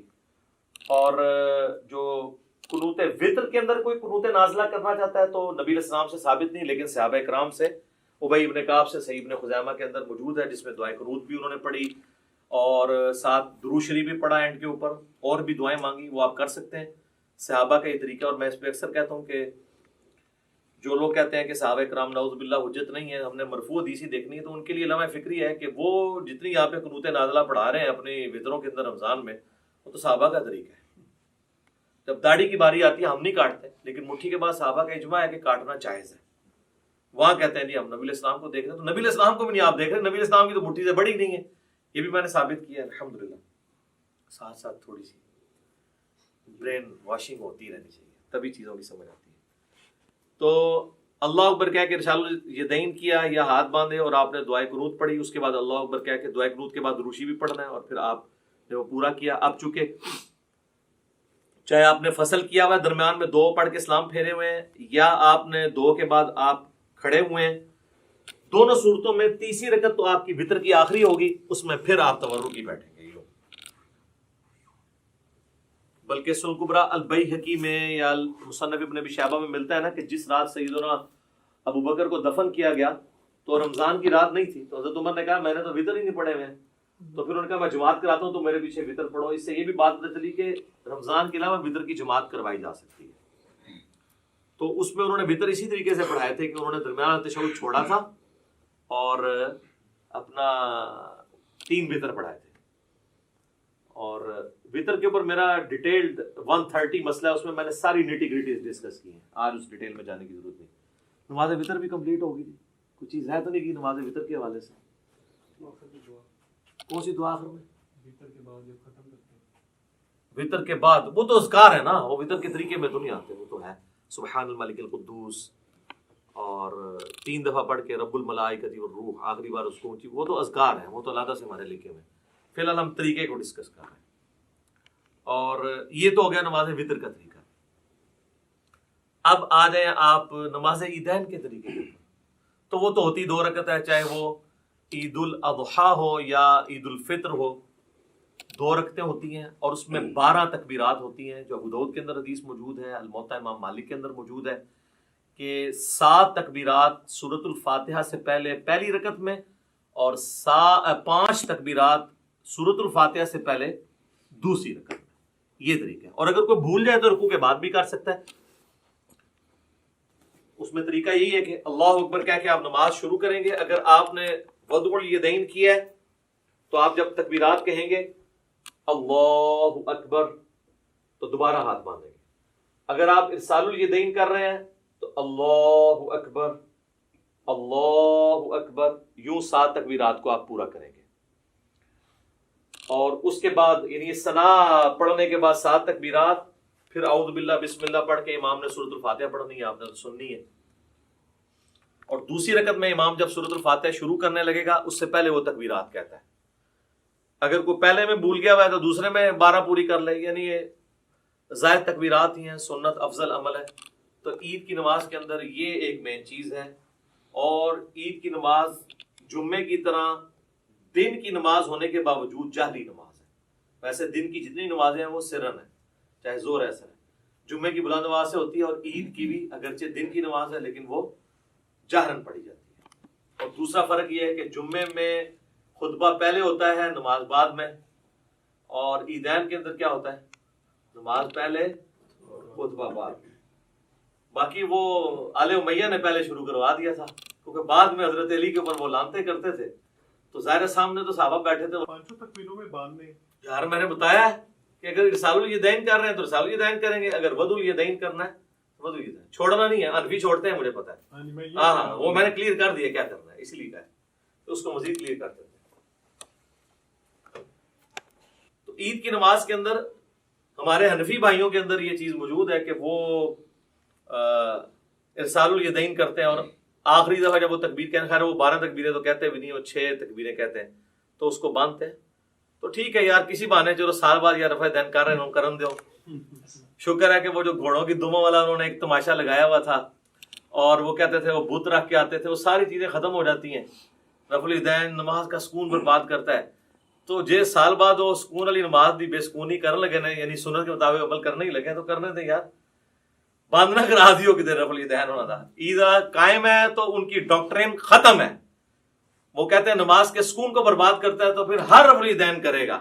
وہ کہتے ہیں بس پہلا ٹھیک ہے، اس کے بعد جو ہے وہ برباد کرتا ہے۔ تو وہ قنوت وتر والا بھی رفع الیدین کرتے ہیں، ان کو کرنے دیں، ہم بھی کرتے ہیں، تو میں بتا رہا تھا کہ عید کی نماز کا جو پہلا خطبہ ہے انہوں نے شروع اس لیے کرایا کہ بعد میں تو یہ بھیجتے تھے لانتے، تو لوگ بھیجتے تھے ان کے اوپر لانتے، ٹھیک ہے، اور میں نے یہ بخاری مسلم سے ثابت کی ہے یہ کیا سلسلہ شروع ہوا. تو کربلا ہر جگہ آئے گی، یہ آپ نے یاد رکھنا ہے، کربلا سے آپ کی جان نہیں چھوٹنی، ٹھیک ہے. تو یہ ہو گیا جناب عیدین کا طریقہ، دونوں عید کی نمازوں کا یہی طریقہ ہے. اور نیت سب کے لیے وہی ہے، ذہن میں حاضر کرنی ہے. لوگ عید والے دن نیت یاد کرا رہے ہوتے ہیں کہ جناب یاد کر لو ہے کرنی ہے. اچھا جی، اب آ جائیں اب آخر میں نماز جنازہ کی. نماز جنازہ بھی جو ہے یہ بھی کبھی کبھاری پڑھنی ہوتی ہے، اس لیے اس کی بھی تکبیرات کس طریقے سے ہوں گی، نیت کیا ہے وہ لوگ یاد کروا رہے ہوتے ہیں. نیت پھر ذہن کو حاضر کرنے کا نام ہے اور آپ نے نماز پڑھی. لیکن نماز جنازہ اس لیے مختلف ہے کہ یہ عام نمازوں کی طرح نہیں ہے، نہ اس میں رکوع ہے نہ اس میں سجدہ ہے، اس لیے اس کا پروٹوکول ذرا ڈیفرنٹ ہے. پروٹوکول ڈیفرنٹ ہے تو پھر ظاہر ہے اس کے اندر جب آپ اللہ اکبر کہہ کے نماز شروع کریں گے، وضو الیدین کریں یا ارسال الیدین کریں، تو پہلی تکبیر کے بعد ثنا گوئی نہیں ہے اس کے اندر، وہ روایتیں کمزور ہیں. اعوذ باللہ من الشیطان الرجیم بسم اللہ پڑھ کے سورۃ الفاتحہ ہے اور ساتھ کوئی ایک سورت آپ ملا لیں، یہ سنت ہے. اور دوسری تکبیر جب آپ کہیں گے اللہ اکبر کہہ کے ہاتھ باندھ لیں گے، اگر ارسال الیدین کر رہے ہیں دونوں طریقے درست ہیں، اگر باندھ رہے ہیں تو آپ پھر اس حالت میں درود شریف پڑھیں گے. پھر تیسری تکبیر اللہ اکبر کہہ کے اس میں آپ دعائے جنازہ میت کے لیے پڑھیں گے، جو ابو داؤد ترمذی ابن ماجہ میں مشہور دعا ہے، اللہم اغفر لحینا ومیتنا وشاہدنا وغائبنا وصغیرنا وکبیرنا، یہ والی دعا. اس کے علاوہ بھی صحیح مسلم شریف میں اور دعائیں ہیں، کوئی سی بھی آپ ایک دعا پڑھ لیں. نہیں یاد ہے ربنا آتنا فی الدنیا پڑھ لیں، رب اجعلنی پڑھ لیں، کوئی بھی دعائے معصورہ پڑھ لیں جب تک آپ کو وہ یاد نہیں. پھر چوتھی تکبیر کہہ کے آپ اللہ اکبر کہیں گے، یوں ہاتھ باندھ لیں گے اور پھر دائیں طرف ایک سلام پھیر. نماز جنازہ چونکہ مختلف ہے تو اس میں یہ بھی مختلف ہے کہ آپ نے صرف ایک طرف سلام پھیرنا، السلام علیکم ورحمۃ اللہ. تابعین سے دو طرف پھیرنا بھی ثابت ہے، لیکن صحابہ اور نبی علیہ السلام سے ایک طرف ثابت ہے، دو طرف والی روایتیں کمزور ہیں. اگر کوئی پھیر لیتا ہے ہم اس کے اوپر فتویٰ نہیں لگاتے. اور بعض اوقات آپ کو کسی ایسی جگہ پہ پڑھنی پڑتی ہے نا، تو میں پھر یہ کرتا ہوں کہ جب امام دو طرف پھیر رہے ہیں نا تو میں اس کے دوسرے پھیرنے کا بھی انتظار کرتا ہوں. جب وہ دوسرا پھیرتا ہے تو میں پہلے ہی پھیر کے. یہ تو کہتے ہیں وہ جناب پہلا پھیریں گے، اینج ہاتھ کھول لینے اینج کر لینے، اور اس چکر ہی نہ پاؤ، پہلے دیکھو فاتحہ ہی نہیں پڑھ رہے جنازے کے اندر. فاتحہ کے بغیر تو نماز نہیں ہوتی. صحیح بخاری میں موجود ہے کہ عبداللہ بن عباس نے بلند آواز سے نماز جنازہ میں فاتحہ پڑھی تاکہ بتایا جائے یہ سنت عمل ہے. نماز جنازہ بلند آواز سے بھی سنت ہے، آہستہ آواز سے بھی سنت ہے، لیکن عموماً جو سنت ہے سنن نسائی میں وہ سرن ہی ہے، آہستہ آواز سے. اس لیے آپ دیکھیں عرب جتنے ملک ہیں وہاں پہ آہستہ آواز میں نماز جنازہ پڑھی جاتی ہے، یعنی بلند آواز سے نہیں پڑھی جاتی. خیر یہ الگ سے ٹاپک ہے نماز جنازہ کا. یہ طریقہ ہے. صحیح مسلم میں ہے کہ نبی علیہ السلام نے ایک جنازے پہ 5 تکبیرات بھی پڑھی تھی. جب آپ 5 تکبیرات پڑھیں گے تو پھر پانچویں جو چوتھی تکبیر کے بعد سلام پھیرا تھا نا، تو چوتھی تکبیر کے بعد پھر آپ دعائیں مانگیں گے اور پانچویں کے بعد آپ پھر سلام پھیریں گے. شیعہ عموماً 5 ہی کرتے ہیں، سنی جو ہیں وہ 4 ہی کرتے ہیں. ویسے شیخ زبیر صاحب کے جنازے پہ بھی 5 ہوئی تھی اور مولانا ساق صاحب کے جنازے پہ انہوں نے وصیت کی ہوئی تھی، تکبیرات بھی 5 ہوئی تھی، سلام بھی ایک طرف پھیرا گیا تھا. انہوں نے وصیت کی تھی کہ ہمارا جنازہ سنت کے مطابق جس طرح حرمین میں پڑھا جا رہا ہے عرب ملکوں میں ویسے پڑھانا ہے. اس وجہ سے نہیں کہ وہاں پہ جو کچھ ہو رہا ہے وہ سنت کے مطابق ہو رہا ہے، یعنی یہ کام سنت کے مطابق. تو نماز جنازہ کا یہ طریقہ ہے. اکثر لوگ ہمارے بھائیوں کو تنگ کرتے ہیں اور نماز جنازہ ریکارڈ کریں، سر کی ریکارڈ کریں، یہ ٹوٹل طریقہ ہے، نہ رکوع ہے نہ سجدہ ہے. اور پریکٹیکلی یعنی وہ جنازہ پڑھ کے بتانا ضروری نہیں ہے، بس پوسچر بتا دیا آپ خود کر لیں. اور بچپن سے ہم لوگ پڑھتے آ رہے ہیں. فرق اس میں یہی ہے کہ سورۃ الفاتحہ سورت ہے، دوسری میں درود شریف نماز والا، تیسری میں دعا ہے. بہتر ہے جنازہ والی دعا پڑھیں اور چوتھی میں آپ نے سلام پھیر دینا، یا چوتھی کے بعد بھی دعا ہے، پانچویں کے بعد سلام پھیر دیں. تو یہ ہے. اس کے بعد میت کے لیے دعا ہے قبر پہ جا کے، وہاں پہ نہیں ہے اجتماعی دعا ثابت. دیوبندی نہیں کرتے، بریلوی کرتے ہیں، اور وہ کہتے ہیں یہ بریلوی غلط کر رہے ہیں، ثابت نہیں ہے. تو دیوبندیوں سے پوچھا جو آپ فرض نماز کے بعد اجتماعی دعا کرتے ہیں یہ بھی تو ثابت نہیں ہے، تو وہاں پھر ان کے پاس کوئی جواب نہیں ہوتا. تو دونوں ہی اپنے اپنے حصے کا غلط کام کر رہے ہیں. سنت یہی ہے کہ آپ نے سنت اذکار کرنے ہیں فرض نماز کے بعد. اور میت کے لیے ابو داؤد میں الفاظ ہیں کہ جب دفنا چکو تو اس کے لیے وہاں مغفرت کی، قبر میں سوالوں کی استقامت کے لیے دعا کرو. اور صحیح مسلم میں ڈیٹیل حدیث موجود ہے، عمر بن عاص نے تو وصیت کی تھی اتنی دیر بیٹھنا ہے میری قبر کے پاس جتنی دیر اونٹ کو نہر کر کے اس کا گوشت تقسیم کیا جاتا ہے، ایٹ لیسٹ 2 گھنٹے، کم از کم 2-2.5 گھنٹے. تو یہ سنت طریقہ ہے. یہ سارا ہو گیا جی. کوئی چیز اس میں نماز جنازہ میں، نماز وطر کے اندر، نماز عیدین میں یا عام نماز کے اندر کوئی چیز رہ گئی ہو؟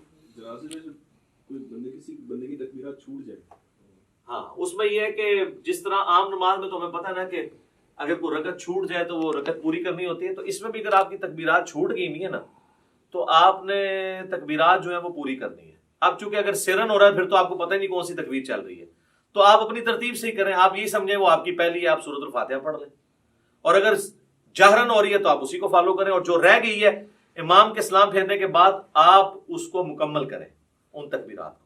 اور یہاں پہ میں آپ کو ضمن بتا دوں، جو ائمہ حضرات ہیں نا ان کی ذمہ داری ہے کہ وہ تکبیرات زیادہ لمبی نہ کہا کریں، کیونکہ پیچھے مقتدی پہلے ہی اللہ اکبر کہہ دیتے ہیں، اور اگر تکبیر تحریمہ والا اللہ اکبر مقتدی نے امام سے پہلے کہہ لیا اس کی نماز سٹارٹ ہی نہیں ہوگی، کیونکہ امام سے آگے نکل گیا نا.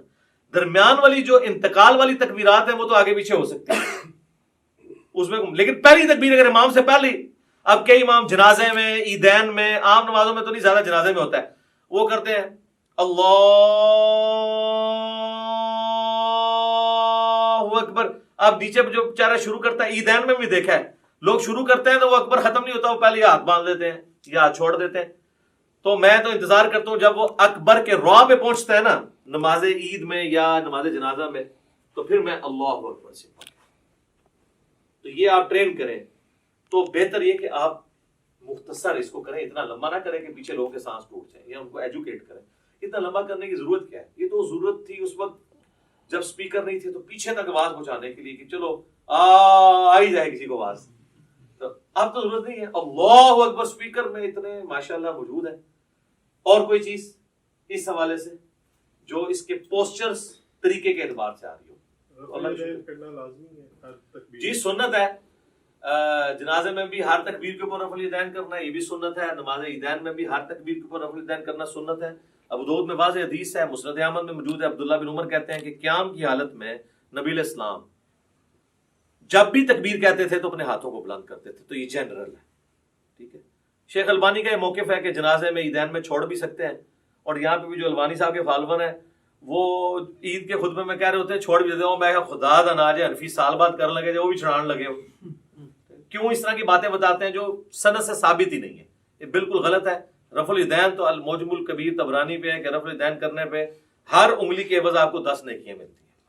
تو اسی لیے تو ہم قنوت وتر سے پہلے بھی رفع الیدین کرتے ہیں تاکہ ہم یہ نیکیاں ضائع نہ کریں، ٹھیک ہے. تو یہ آپ 10 انگلی ہیں تو 10 ضرب 10 کر لیں. تو رفع الیدین کریں جی، وتر میں بھی کریں، عام حالت میں بھی کریں، جتنا آپ کر سکتے ہیں کریں. اب تو اللہ کا فضل ہے کہ رفع الیدین کی ایکسیپٹنس آ گئی ہے. کوئی مسجد ایسی نہیں ہے جہاں پہ آپ کو آمین اونچی کہنے والے رفع الیدین والے نہ ملیں. انقلاب تو آیا ہے نا جی، صدا تو جھوم رہی ہے ہر طرف سے کہ نہ میں وہابی نہ میں بابی، میں ہوں مسلم، علمی کتاب. اللہ کا شکر ہے لوگ کتابوں کے ساتھ جڑ گئے. چلیں جی، یہ سارا میں نے اس لیے بیان کیا تاکہ آپ کو ایک بلو پرنٹ اس حوالے سے کلیئر ہو جائے. اور اس میں اب میں پریکٹیکلی نماز پڑھ کے آپ کو بتاؤں گا تاکہ یہ پتہ بھی چلے کہ پڑھنا کس بیچ میں کیا کچھ پڑھنا ہے. اور اس میں پوسچر اس طریقے سے بناؤں گا جو میں نے آپ کو ایجوکیٹ کی ہیں، انہی پوسچرز کے مطابق میں آپ کو لے کے چل رہا ہوں گا تاکہ آپ اس سنت کے مطابق نماز کے طریقے کے اوپر عمل کر سکیں. تو اب انشاءاللہ تعالیٰ میں پریکٹیکلی نماز پڑھ کے بتاؤں گا انشاءاللہ. اچھا میرے بھائیو، اب میں انشاءاللہ آپ کو پریکٹیکلی کم از کم 2 رکعت پڑھ کے بتاؤں گا تاکہ آپ کو پتہ چلے کہ نماز کے اندر کون کون سی تسبیحات پڑھنی ہے، ثنا کیسے پڑھنی ہے، سورۃ الفاتحہ، جو ایک کم از کم درجہ نماز کا اتنا ہونا چاہیے. باقی آپ جتنا گڑ ڈالیں گے اتنا میٹھا ہے. تو چند تسبیحات کے ساتھ میں اس کو کور کروں گا تاکہ آپ لوگ وہ چیزیں یاد بھی کر سکیں. جو لوگ سن کے یاد کرنے کے عادی ہیں ان کے لیے انشاءاللہ تعالیٰ آسانی ہوگی انشاءاللہ تعالیٰ. ساتھ ساتھ پوسچر بھی کور ہو جائیں گے انشاءاللہ تعالیٰ.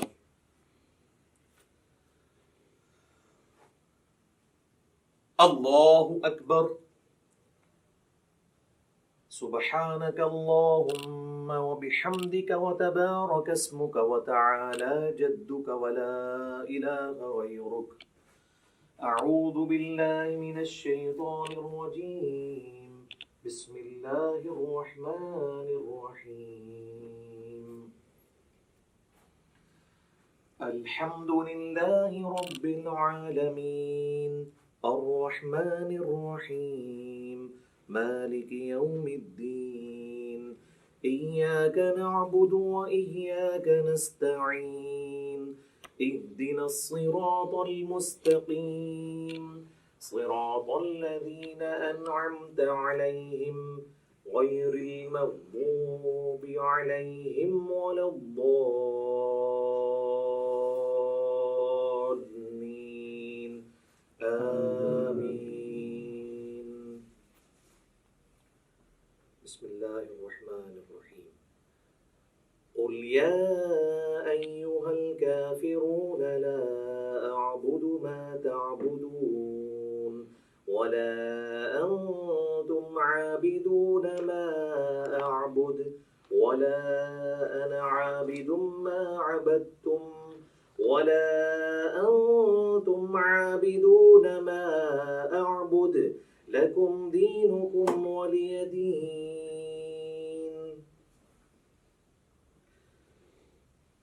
الله أكبر سبحان ربي العظيم سبحان ربي العظيم سبحان ربي العظيم سبحانك اللهم ربنا وبحمدك اللهم اغفر لي سبوح قدوس رب الملائكة والروح سمع الله لمن حمده اللهم ربنا ولك الحمد حمدا كثيرا طيبا مباركا فيه الله أكبر سبحان ربي الأعلى سبحان ربي الأعلى سبحان ربي الأعلى سبحانك اللهم ربنا وبحمدك اللهم اغفر لي سبوح قدوس رب الملائكة والروح الله أكبر رب اغفر لي رب اغفر لي اللهم اغفر لي وارحمني واهدني وعافني وارزقني الله أكبر سبحان ربي الأعلى سبحان ربي الأعلى سبحان ربي الأعلى سبوح قدوس رب الملائكة والروح سبحانك اللهم ربنا وبحمدك اللهم اغفر لي الله أكبر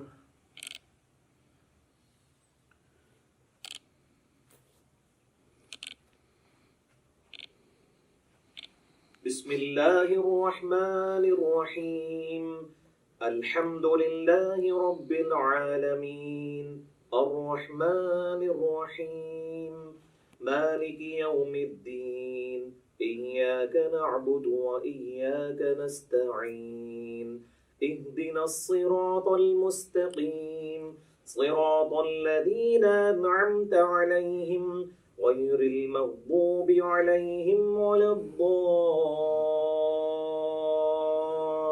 الضالين آمين بسم الله الرحمن الرحيم قل هو الله أحد الله الصمد لم يلد ولم يولد ولم يكن له كفوا أحد الله أكبر سبحان ربي العظيم سبحان ربي العظيم سبحان ربي العظيم سبوح قدوس رب الملائكة والروح سبحانك اللهم ربنا وبحمدك اللهم اغفر لي سمع الله لمن حمده اللهم ربنا ولك الحمد حمدا كثيرا طيبا مباركا فيه الله أكبر سبحان ربي الأعلى سبحان ربي الأعلى سبحان ربي الأعلى سبوح قدوس رب الملائكة والروح سبحانك اللهم ربنا وبحمدك اللهم اغفر لي الله أكبر رب اغفر لي اللهم اغفر لي وارحمني واهدني وعافني وارزقني. الله أكبر. سبحان ربي الأعلى سبحان ربي الأعلى سبحان ربي الأعلى سبوح القدوس رب الملائكة والروح. سبحانك اللهم ربنا وبحمدك اللهم اغفر لي. الله أكبر. التحيات لله والصلوات والطيبات. السلام عليك أيها النبي ورحمة الله وبركاته. السلام علينا وعلى عباد الله الصالحين. أشهد أن لا إله إلا الله وأشهد أن محمدا عبده ورسوله. اللهم صل على محمد وعلى آل محمد كما صليت على إبراهيم وعلى آل إبراهيم إنك حميد مجيد. اللهم بارك على محمد وعلى آل محمد كما باركت على إبراهيم وعلى آل إبراهيم إنك حميد مجيد. اللهم إني أعوذ بك من عذاب جهنم ومن عذاب القبر ومن فتنة المحيا والممات ومن شر فتنة المسيح الدجال. اللهم ربنا آتنا في الدنيا حسنة وفي الآخرة حسنة وقنا عذاب النار. السلام علیکم ورحمۃ اللہ. السلام علیکم ورحمۃ اللہ. اللہ اکبر. السلام علیکم. تبارک یا ذا الجلال والاکرام. اچھا، آپ لوگوں نے گھبرانا نہیں ہے. میں نے نماز کو اس کے اعلیٰ ترین درجے پہ پڑھا ہے. اگر آپ اس کو لوز درجے پہ پڑھنا چاہتے ہیں تو سبحان ربی العظیم 3 دفعہ کافی ہے، سبحان ربی الاعلیٰ 3 دفعہ کافی ہے، اور 2 سجدوں کے درمیان رب اغفر لی یہ پڑھ لینا کافی ہے. باقی تشہد میں آپ نے نظر اپنی انگلی پہ رکھنی ہے. ابو داؤد میں حدیث ہے نبی علیہ السلام انگلی کی طرف دیکھتے رہتے تھے. اس طریقے سے سلام پھیرتے وقت یہاں پہ یہ یعنی اس میں آپ نے اس ریجن سے باہر نہیں جانا. باقی سنن نسائی کے اندر حدیث موجود ہے کہ نبی علیہ السلام ضرورت کے تحت بغیر گردن ہلائے ہوئے آگے یعنی دائیں بائیں بھی دیکھ لیا کرتے تھے. بعض کا ضرورت ایسی پڑ جاتی ہے، نماز کا ٹائم کتنا رہ گیا جماعت کھڑے ہونے میں، تو اس کے لیے نماز میں اگر کسی نے یوں گھڑی دیکھ لی تو بالکل جائز ہے، اس میں کوئی مسئلہ نہیں ہے. یہ کوئی ایسی چیز نہیں جو نماز کو توڑ دے. تو یہ 2 رکعت والی نماز تھی، اس لیے میں نے پہلے تشہد میں ہی تورک بیٹھ گیا. اگر یہ درمیان والا تشہد ہوتا تو میں اس طرح بیٹھتا اور عبدہ و رسولہ کے بعد اللہم صلی علی محمد وعلی آل محمد افضل ہے، یا اس کے بغیر ہی عبدہ و رسولہ کے بعد میں پھر تیسری رکعت کے لیے یوں کر کے کھڑا ہو جاتا اور پھر تیسری رکعت بھی مکمل کرتا، چوتھی کے بعد پھر تورک بیٹھتا. میں نے 2 رکعت اس لیے کی تاکہ آپ کو یہ پتہ چل جائے کہ بیچ میں پڑھنا کیا ہے. اب آپ آ جائیں نماز وطر کی طرف. نماز وطر میں بھی میں نے آپ کو پہلے بتا دیا کس طریقے سے پڑھنا ہے. اب اس کی جو آخری رکعت ہے وہی سب سے امپورٹنٹ ہے کہ جس میں آپ نے سورت ملانے کے بعد دعائے قنوت پڑھنی ہے. سنت یہی ہے کہ پہلی رکعت میں آپ سبح اسم ربک الاعلی پڑھیں، دوسری میں قل یا ایھا الکافرون، اور تیسری میں قل ھو اللہ احد، اور قل اعوذ برب الفلق قل اعوذ برب الناس بھی ثابت ہے. تو بہرحال فرض کیا ہم وطر کی تیسری رکعت میں پہنچ گئے ہیں، ہم نے سورت بھی ملا لی ہے. اگر ہم وضع الیدین کر کے نماز پڑھ رہے ہیں تو میں اسی سے سٹارٹ لیتا ہوں تاکہ آپ کو پتہ چلے اس کے بعد کرنا کیا ہے. بسم اللہ الرحمن الرحیم. قل هو اللہ احد اللہ الصمد لم یلد ولم یولد ولم یکن له کفوا احد. اللہ اکبر. اللهم اهدني فيمن هديت وعافني فيمن عافيت وتولني فيمن توليت وبارك لي فيما أعطيت وقني شر ما قضيت فإنك تقضي ولا يقضى عليك إنه لا يذل من واليت ولا يعز من عاديت تباركت ربنا وتعاليت. اللهم صل على محمد وعلى آل محمد كما صليت على إبراهيم وعلى آل إبراهيم إنك حميد مجيد. اللهم بارك على محمد وعلى آل محمد كما باركت على إبراهيم وعلى آل إبراهيم إنك حميد مجيد. الله أكبر. سبحان ربي العظيم سبحان ربي العظيم سبحان ربي العظيم. سمع الله لمن حمده. اللهم ربنا ولك الحمد حمدا كثيرا طيبا مباركا فيه. پھر اسی طریقے سے آپ نے کنٹینیو کرنا ہے. یہ وہ ڈفرنس تھا. باقی جو عید کی تکبیرات ہیں وہ تو بتانے کی ضرورت نہیں ہے. سورۃ الفاتحہ سے پہلے آپ نے ہر دفعہ اللہ اکبر کہنا ہے. پھر سال الیدین کر رہے ہیں تو ہاتھ چھوڑ دینے ہیں. اگر وضو الیدین سے نماز پڑھ رہے ہیں تو ہر تکبیر کے بعد آپ نے ہاتھ باندھنے ہیں. اور یہ جو 7 تکبیریں جب ہو جائیں گی، پہلی تو نماز سٹارٹ کرنے والی ہے، جو 8ویں تکبیر وہ بن رہی ہوگی جس میں آپ نے سورہ فاتحہ شروع کرنی ہے، کیونکہ 7 پہلی میں جو ہیں وہ زائد ہیں اور 5 دوسری کے اندر زائد ہیں. اب آ جائیں نماز جنازہ. وہ تو پریکٹیکلی پڑھ کے بھی بتایا جا سکتا ہے، اتنا لمبا نہیں ہے. پہلی رکعت یعنی پہلی جو اس کی تکبیر ہے اس کے بعد اللہ اکبر کہہ کے اگر آپ وضو الیدین کر رہے ہیں تو اس حالت میں، اور ارسال الیدین کر رہے ہیں تو اس حال کے اندر آپ نے سورۃ الفاتحہ اور سورت ملانی ہے. اور دوسری میں آپ نے اللہ اکبر کہہ کے جو ہے وہ درود شریف پڑھنا ہے نماز والا. پھر اللہ اکبر کہہ کے ہر دفعہ رفع الیدین کرنا ہے. تیسری میں آپ نے جو ہے وہ دعا پڑھنی ہے، وہ میں آپ کو پڑھ کے بتا دیتا ہوں. اللہم اغفر لحینا ومیتنا وشاہدنا وغائبنا وصغیرنا وکبیرنا وذکرنا وانثانا. اللہم من احییتہ منا فاحیہ علی الاسلام ومن توفیتہ منا فتوفہ علی الایمان. اللہ اکبر. السلام علیکم ورحمۃ اللہ. یہ مکمل ہو گیا. دوسری طرف تو بتایا ثابت نہیں ہے. تو یہ نماز جنازہ والا بھی ہو گیا. اب انشاءاللہ تعالی ہم فزیکلی جب جماعت میں نماز پڑھنی ہے تو اس میں کیسے پاؤں سے پاؤں ملانا ہے، کس طریقے سے کھڑا ہونا ہے، اس کے لیے کیا پوسچر ہوگا، وہ پریکٹیکلی ہم کچھ بھائیوں کو یہاں صف میں کھڑا کریں گے. پھر میں انشاءاللہ تعالی، کیونکہ بعض اوقات جب آپ جماعت سے نماز پڑھ رہے ہوتے ہیں اس میں آپ کو تھوڑی نرمی کا مظاہرہ کرنا پڑتا ہے. اب یہ لوگ کہتے ہیں جی وہ ہاتھ پھیلا کے یوں اس طریقے سے سجدہ کرنا ہے، لیکن سر سنن ابی داؤد میں، سنن نسائی میں یہ بھی حدیث ہے کہ اپنے بھائیوں کے لیے جماعت میں نرم ہو جاؤ. جب آپ جماعت میں نماز پڑھ رہے ہوں گے پھر آپ نے یہ والا سجدہ نہیں کرنا.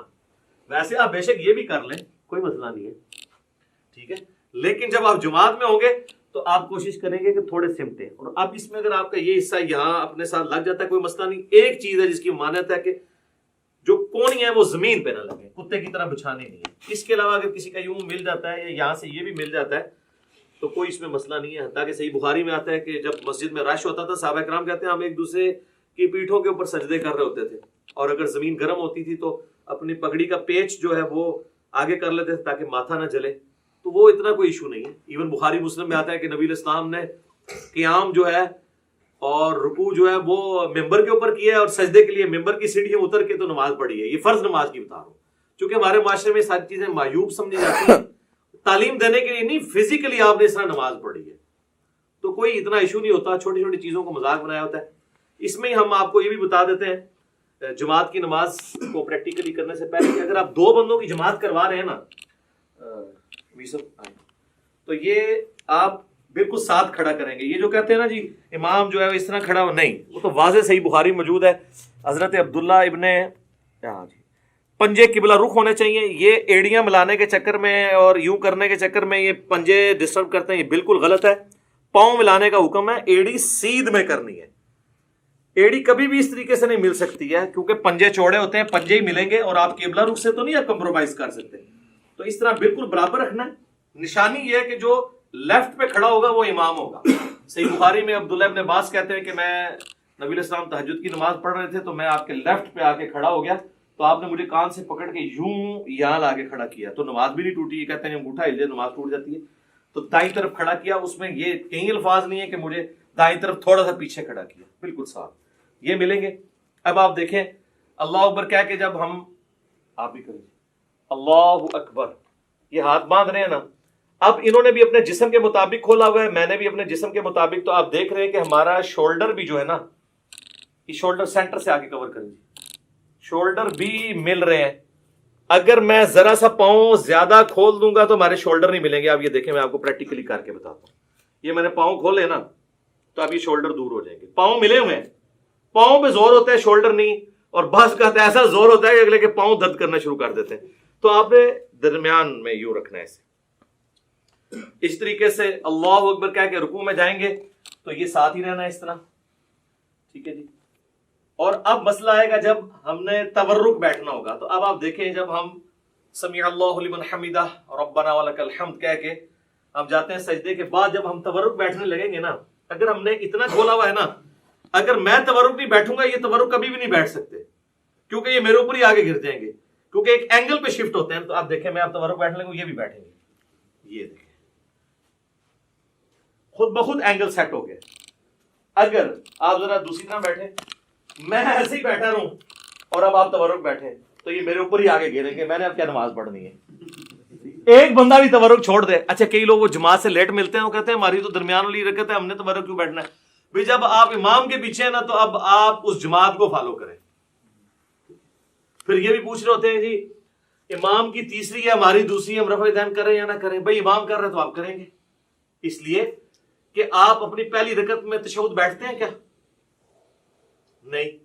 لیکن جب امام کے ساتھ آپ دوسری میں آ کے بیٹھتے ہیں تو آپ کی وہ پہلی ہوتی ہے, لیکن آپ امام کی وجہ سے تشہد بیٹھ جاتے ہیں. تو باقی چیزیں بھی امام کے مطابق فالو کریں, یہ بہتر طریقہ ہے. تو یہ تورک میں یہ چیز ضروری تھی. ایک بندہ بھی ڈنڈی مارے گا تورک, اور اگر کسی نے آپ کے ساتھ والے ڈنڈی مار دی ہے تو اب بہتر یہ ہے کہ آپ اس پہ گرنے کی بجائے نا آپ بھی پھر اسی طریقے سے ہی بیٹھتے ہیں.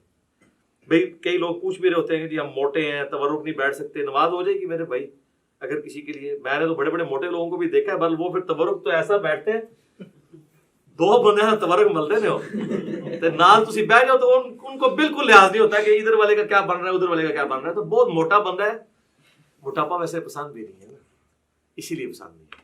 تو وہ یہ تورک, آپ جب تک آپ تورک آسانی سے بیٹھ رہے ہیں تو آپ سمجھ لیں آپ سمارٹ ہیں. یہ آپ کا چیک پوائنٹ ہے. جیسا میں کہتا ہوں نماز کی 3 بریکیں ہیں. ایک رفع الیدین, رفع الیدین نہ ہو تو دڑا دڑ آپ پڑھیں گے. دوسرا جلسہ استراحت, کہ آپ نے دوسری رکعت میں اٹھنے کے لیے دوسرے سجدے کے بعد بیٹھ کے اٹھنا ہے. اور تیسرا آپ جو سجدے میں جانے سے پہلے ہاتھ لگاتے ہیں. جو لوگ ہاتھ نہیں لگاتے ڈائریکٹ جاتے ہیں وہ تو بڑی تیزی سے پڑھ رہے ہوتے ہیں. یہ دیکھیں نا آپ جس نے ہاتھ لگانا ہے اس نے تو پہلے ایسے کرنا ہے. یہ 3 بریکیں نماز کی اللہ نے رکھی ہیں جس کی وجہ سے نماز کی سپیڈ کنٹرول رہتی ہے. اب انشاءاللہ تعالی ہم چند بھائیوں کو یہاں پہ صف میں کھڑا کریں گے اور چیک کریں گے کہ صف میں کتنا پاؤں کھولیں. زیادہ کھول دیں گے تو پاؤں تو ملیں گے, شولڈر نہیں ملیں گے. اور بعض ایسے ہوتے ہیں ایک پاؤں تو انہوں نے ایسے ملایا ہوتا ہے, دوسرا اتنی دور ہوتا ہے کہ سامنے والا بندہ پاؤں جوڑتے جوڑتے ایسے ہو جاتا ہے بیچارہ, اور لت درد کرنی شروع کر دیتی ہے. تو میرا خیال ہے کچھ لوگ اب جو ہے نا ادھر سے کھڑے ہونا جی, ادھر سامنے آ کے باری باری سب کو کروا لیتے ہیں نا جی. اچھا میرے بھائیو, اب انشاءاللہ تعالیٰ آپ کو پریکٹیکلی بتائیں گے کہ صف میں جب زیادہ نمازی کھڑے ہوں گے تو کس طریقے سے انہوں نے نماز پڑھنی ہے. 2 ہوں گے تو ساتھ کھڑا کرنا ہے, اور 2 سے زیادہ ہوں گے تو امام آگے ہوگا, پیچھے ہوں گے باقی. البتہ اگر میاں بیوی جماعت کروا رہے ہیں تو وہ ساتھ اپنی بیوی کو نہیں کھڑا کرے گا, بیوی ایگزیکٹ اس کے پیچھے کھڑی ہوگی. اور ترتیب یہ ہے کہ سب سے آگے جو ہے وہ مردوں کی صف ہوتی ہے, اس کے پیچھے بچوں اور غلاموں کی, اور اینڈ پہ عورتوں کی صف ہوتی ہے. تو اب یہ ہم نے صف کے اندر 1 2 3 4 5 6 7 8 9 بھائیوں کو کھڑا کیا ہے. 8 اللہ وطر ہے, وطر کو پسند کرتا ہے. آپ دیکھیں جی انہوں نے اپنے جو ہے وہ پاؤں اتنے کھولے ہوئے جتنے ان کے جسم ہے, اس سے زیادہ نہیں کھولے, ورنہ پھر ان کے کندھے نہیں ملیں گے. آپ دیکھیں ان کے پاؤں بھی ملے ہوئے ہیں اور ان کے کندھے بھی ملے ہوئے ہیں. آج پیچھے کر کے ذرا کندھے ان کے ذرا کور دکھائیں, دور سے ہی دکھا دیں. آپ ادھر ہی دیکھیں کندھے ان سب کے ملے ہوئے ہیں. اگر ان میں سے کسی نے ذرا سے پاؤں زیادہ کھول دیے کم, تو پھر ان کے لیے یہ تھوڑا سا ویسے ہوا ہے ان کا, ٹھیک ہے. یہ آپ نے خود ڈیسائیڈ کرنا ہے. شعیب بھائی آپ کو پاؤں زیادہ پھیلانے ہوں گے، آپ کی اوپر سے باڈی چوڑی ہے، ہاں یہ آپ نے غلط کیا ہے، اور ٹھیک ہو گیا جی. پاؤں کے پنجے قبلہ رخ ہیں، ایڑیاں سیدھ میں ہیں، اور یہ صحیح بخاری میں موجود ہے کہ صحابہ کرام کہتے ہیں کہ جب ہم صف سیدھی کرتے تو پاؤں سے پاؤں یلزقو کے الفاظ ہیں، مل جایا کرتے تھے. ایڑیاں ملیں گی، پنجے آگے پیچھے ہو سکتے ہیں. آپ دیکھ رہے ہیں کہ کسی کا پاؤں چھوٹا ہے تو اس کا پنجہ پیچھے ہے، ان کا پاؤں بڑا ہے پنجہ آگے، لیکن ایڑی سب کی سیدھ میں، ایڑی کو سیدھ میں رکھ کے سب سیدھی کرنی ہے، پنجے کو نہیں. اور ملنے پہ جب باری آئے گی تو صرف پنجے ہی ملے گا، ایڑی تو نہیں مل پائے گی. ایڑی کو ملانے کی کوشش کریں گے تو بعض لوگ ایسے کر لیتے ہیں، وہ ٹیڑے ہو جاتے ہیں پاؤں، وہ بالکل غلط ہے، قبلے سے تو نہیں ہٹنا. ٹھیک ہے جی، یہ آپ نے مٹھی نہیں بنانی، نارمل رکھنا، ہاں ایسے نارمل. اب آپ سارے آئیں جی اس پوزیشن میں کہ آپ رفع الیدین کرنے لگے، اپنے ہاتھوں کو اس طرح بلند کریں جس طرح میں نے بتایا تھا. ہاں جی، ابھی دیکھیں جی کتنے لوگوں کی غلطیاں نکلیں گی جی کہ ان کے ہاتھ کہاں پہ. یہ دیکھیں نا، یہ آپ کا ہاتھ یوں ہوگا نا تو تب یہ دونوں ہاتھ برابر ہوں گے. جس نے پریکٹس نہیں کی ہوئی نا، ادھر بیٹھ کے یہ دیکھیں، یہ میرے سے بھی ہو جاتا تھا سر، یہ آپ کا ہاتھ اوپر ہے، اب آپ کا ہاتھ برابر ہے. ٹھیک ہے، ٹھیک ہے جی. اور ہاتھوں کو نارمل رکھنا ہے، اینڈ کرو. اس کا بڑا آسان طریقہ پتہ کیا ہے؟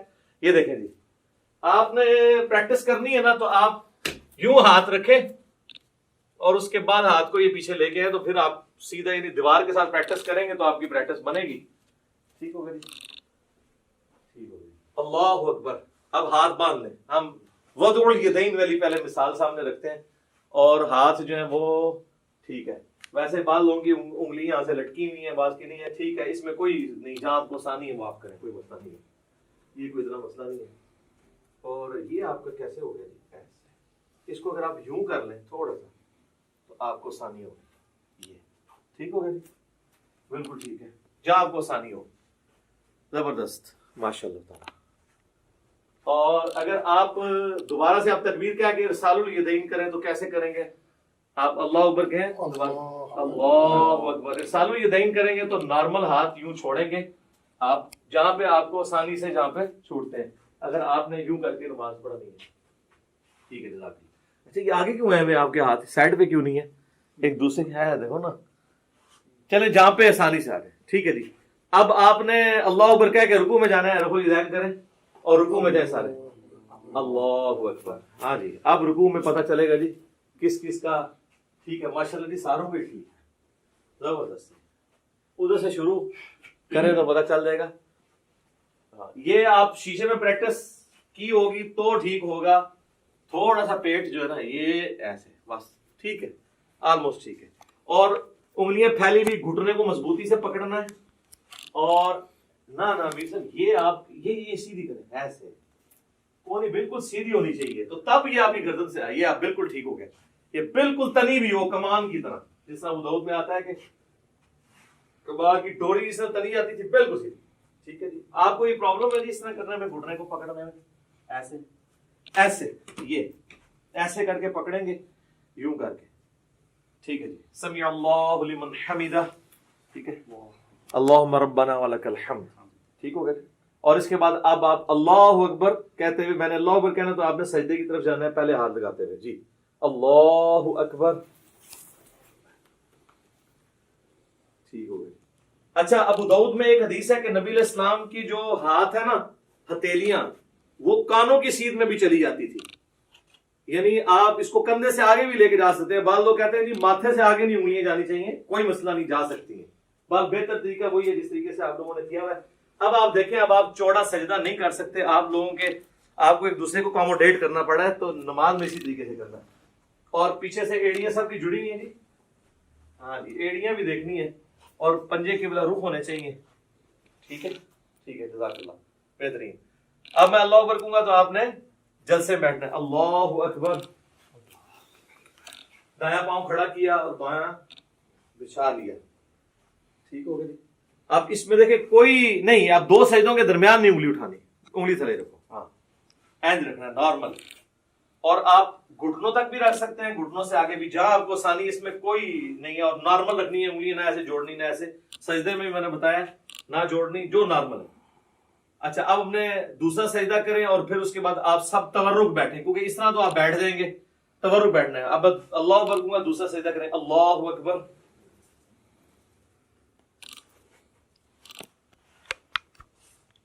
اب آپ کو اللہ اکبر پہ تورک سب کو بیٹھنا ہے. اللہ اکبر. دیکھ لیں جی، ہم نے پریکٹیکلی کر کے بتایا. وہ لوگ کہتے ہیں نہیں جماعت میں تو تورک بیٹھے ہی نہیں جاتا. کیوں نہیں بیٹھا جاتا؟ ایک بندہ جب ڈنڈی مارتا ہے تو تورک رہ جاتا ہے. نہیں، ساروں بیٹھے ہوئے ہیں نا، دیکھیں نا، سارے تورک بیٹھ کے بتا رہے ہیں. تورک بیٹھیں گے سارے تو پھر کور ہوگا. ایک بندہ بھی ڈنڈی مارے گا تو ساتھ والا دوسرے تورک نہیں بیٹھے گا. ٹھیک ہوگا جی. یہ پریکٹیکلی نماز میں یہ چیز ضروری تھی. اب ٹھیک ہے، سلام بھیج دیں جی. السلام علیکم ورحمۃ اللہ. السلام علیکم ورحمۃ اللہ. ٹھیک ہے. اچھا میرے بھائیوں، آج کی یہ پریکٹیکل ہماری جو نشست تھی اب اس سے کنکلوڈ کرتے ہیں. بیسیکلی میں نے کوشش کی کہ آپ کو ایک بلو پرنٹ آپ کے سامنے رکھ دیا جائے کہ آپ نے نماز پڑھنی کیسے. باقی اس کے اوپر تو گھنٹوں بولا جا سکتا ہے. آپ میری ویڈیوز دیکھ لیں، ہر ٹاپک کے اوپر کئی ایک ویڈیو کلپس ریکارڈڈ موجود ہیں. اللہ تعالیٰ ہماری اس ایفرٹ کو قبول فرمائے. اللہ تعالیٰ سے دعا ہے جو حق بات میں نے کہی اللہ تعالیٰ ہم سب کے دلوں میں راسخ فرمائے. اگر جذبات میں میرے منہ سے کوئی غلط بات نکل گئی تو اللہ تعالیٰ ہمارے دلوں سے معاف کر دے. ہمیں کتاب و سنت کی تعلیمات پر عمل کر کے دوسرے بھائیوں تک پہنچانے کی توفیق عطا فرمائے. سبحانک اللہم و بحمدک، اشہد ان لا الہ الا انت، استغفرک و اتوب الیک، وما علینا الا البلاغ المبین. جزاکم اللہ خیرا.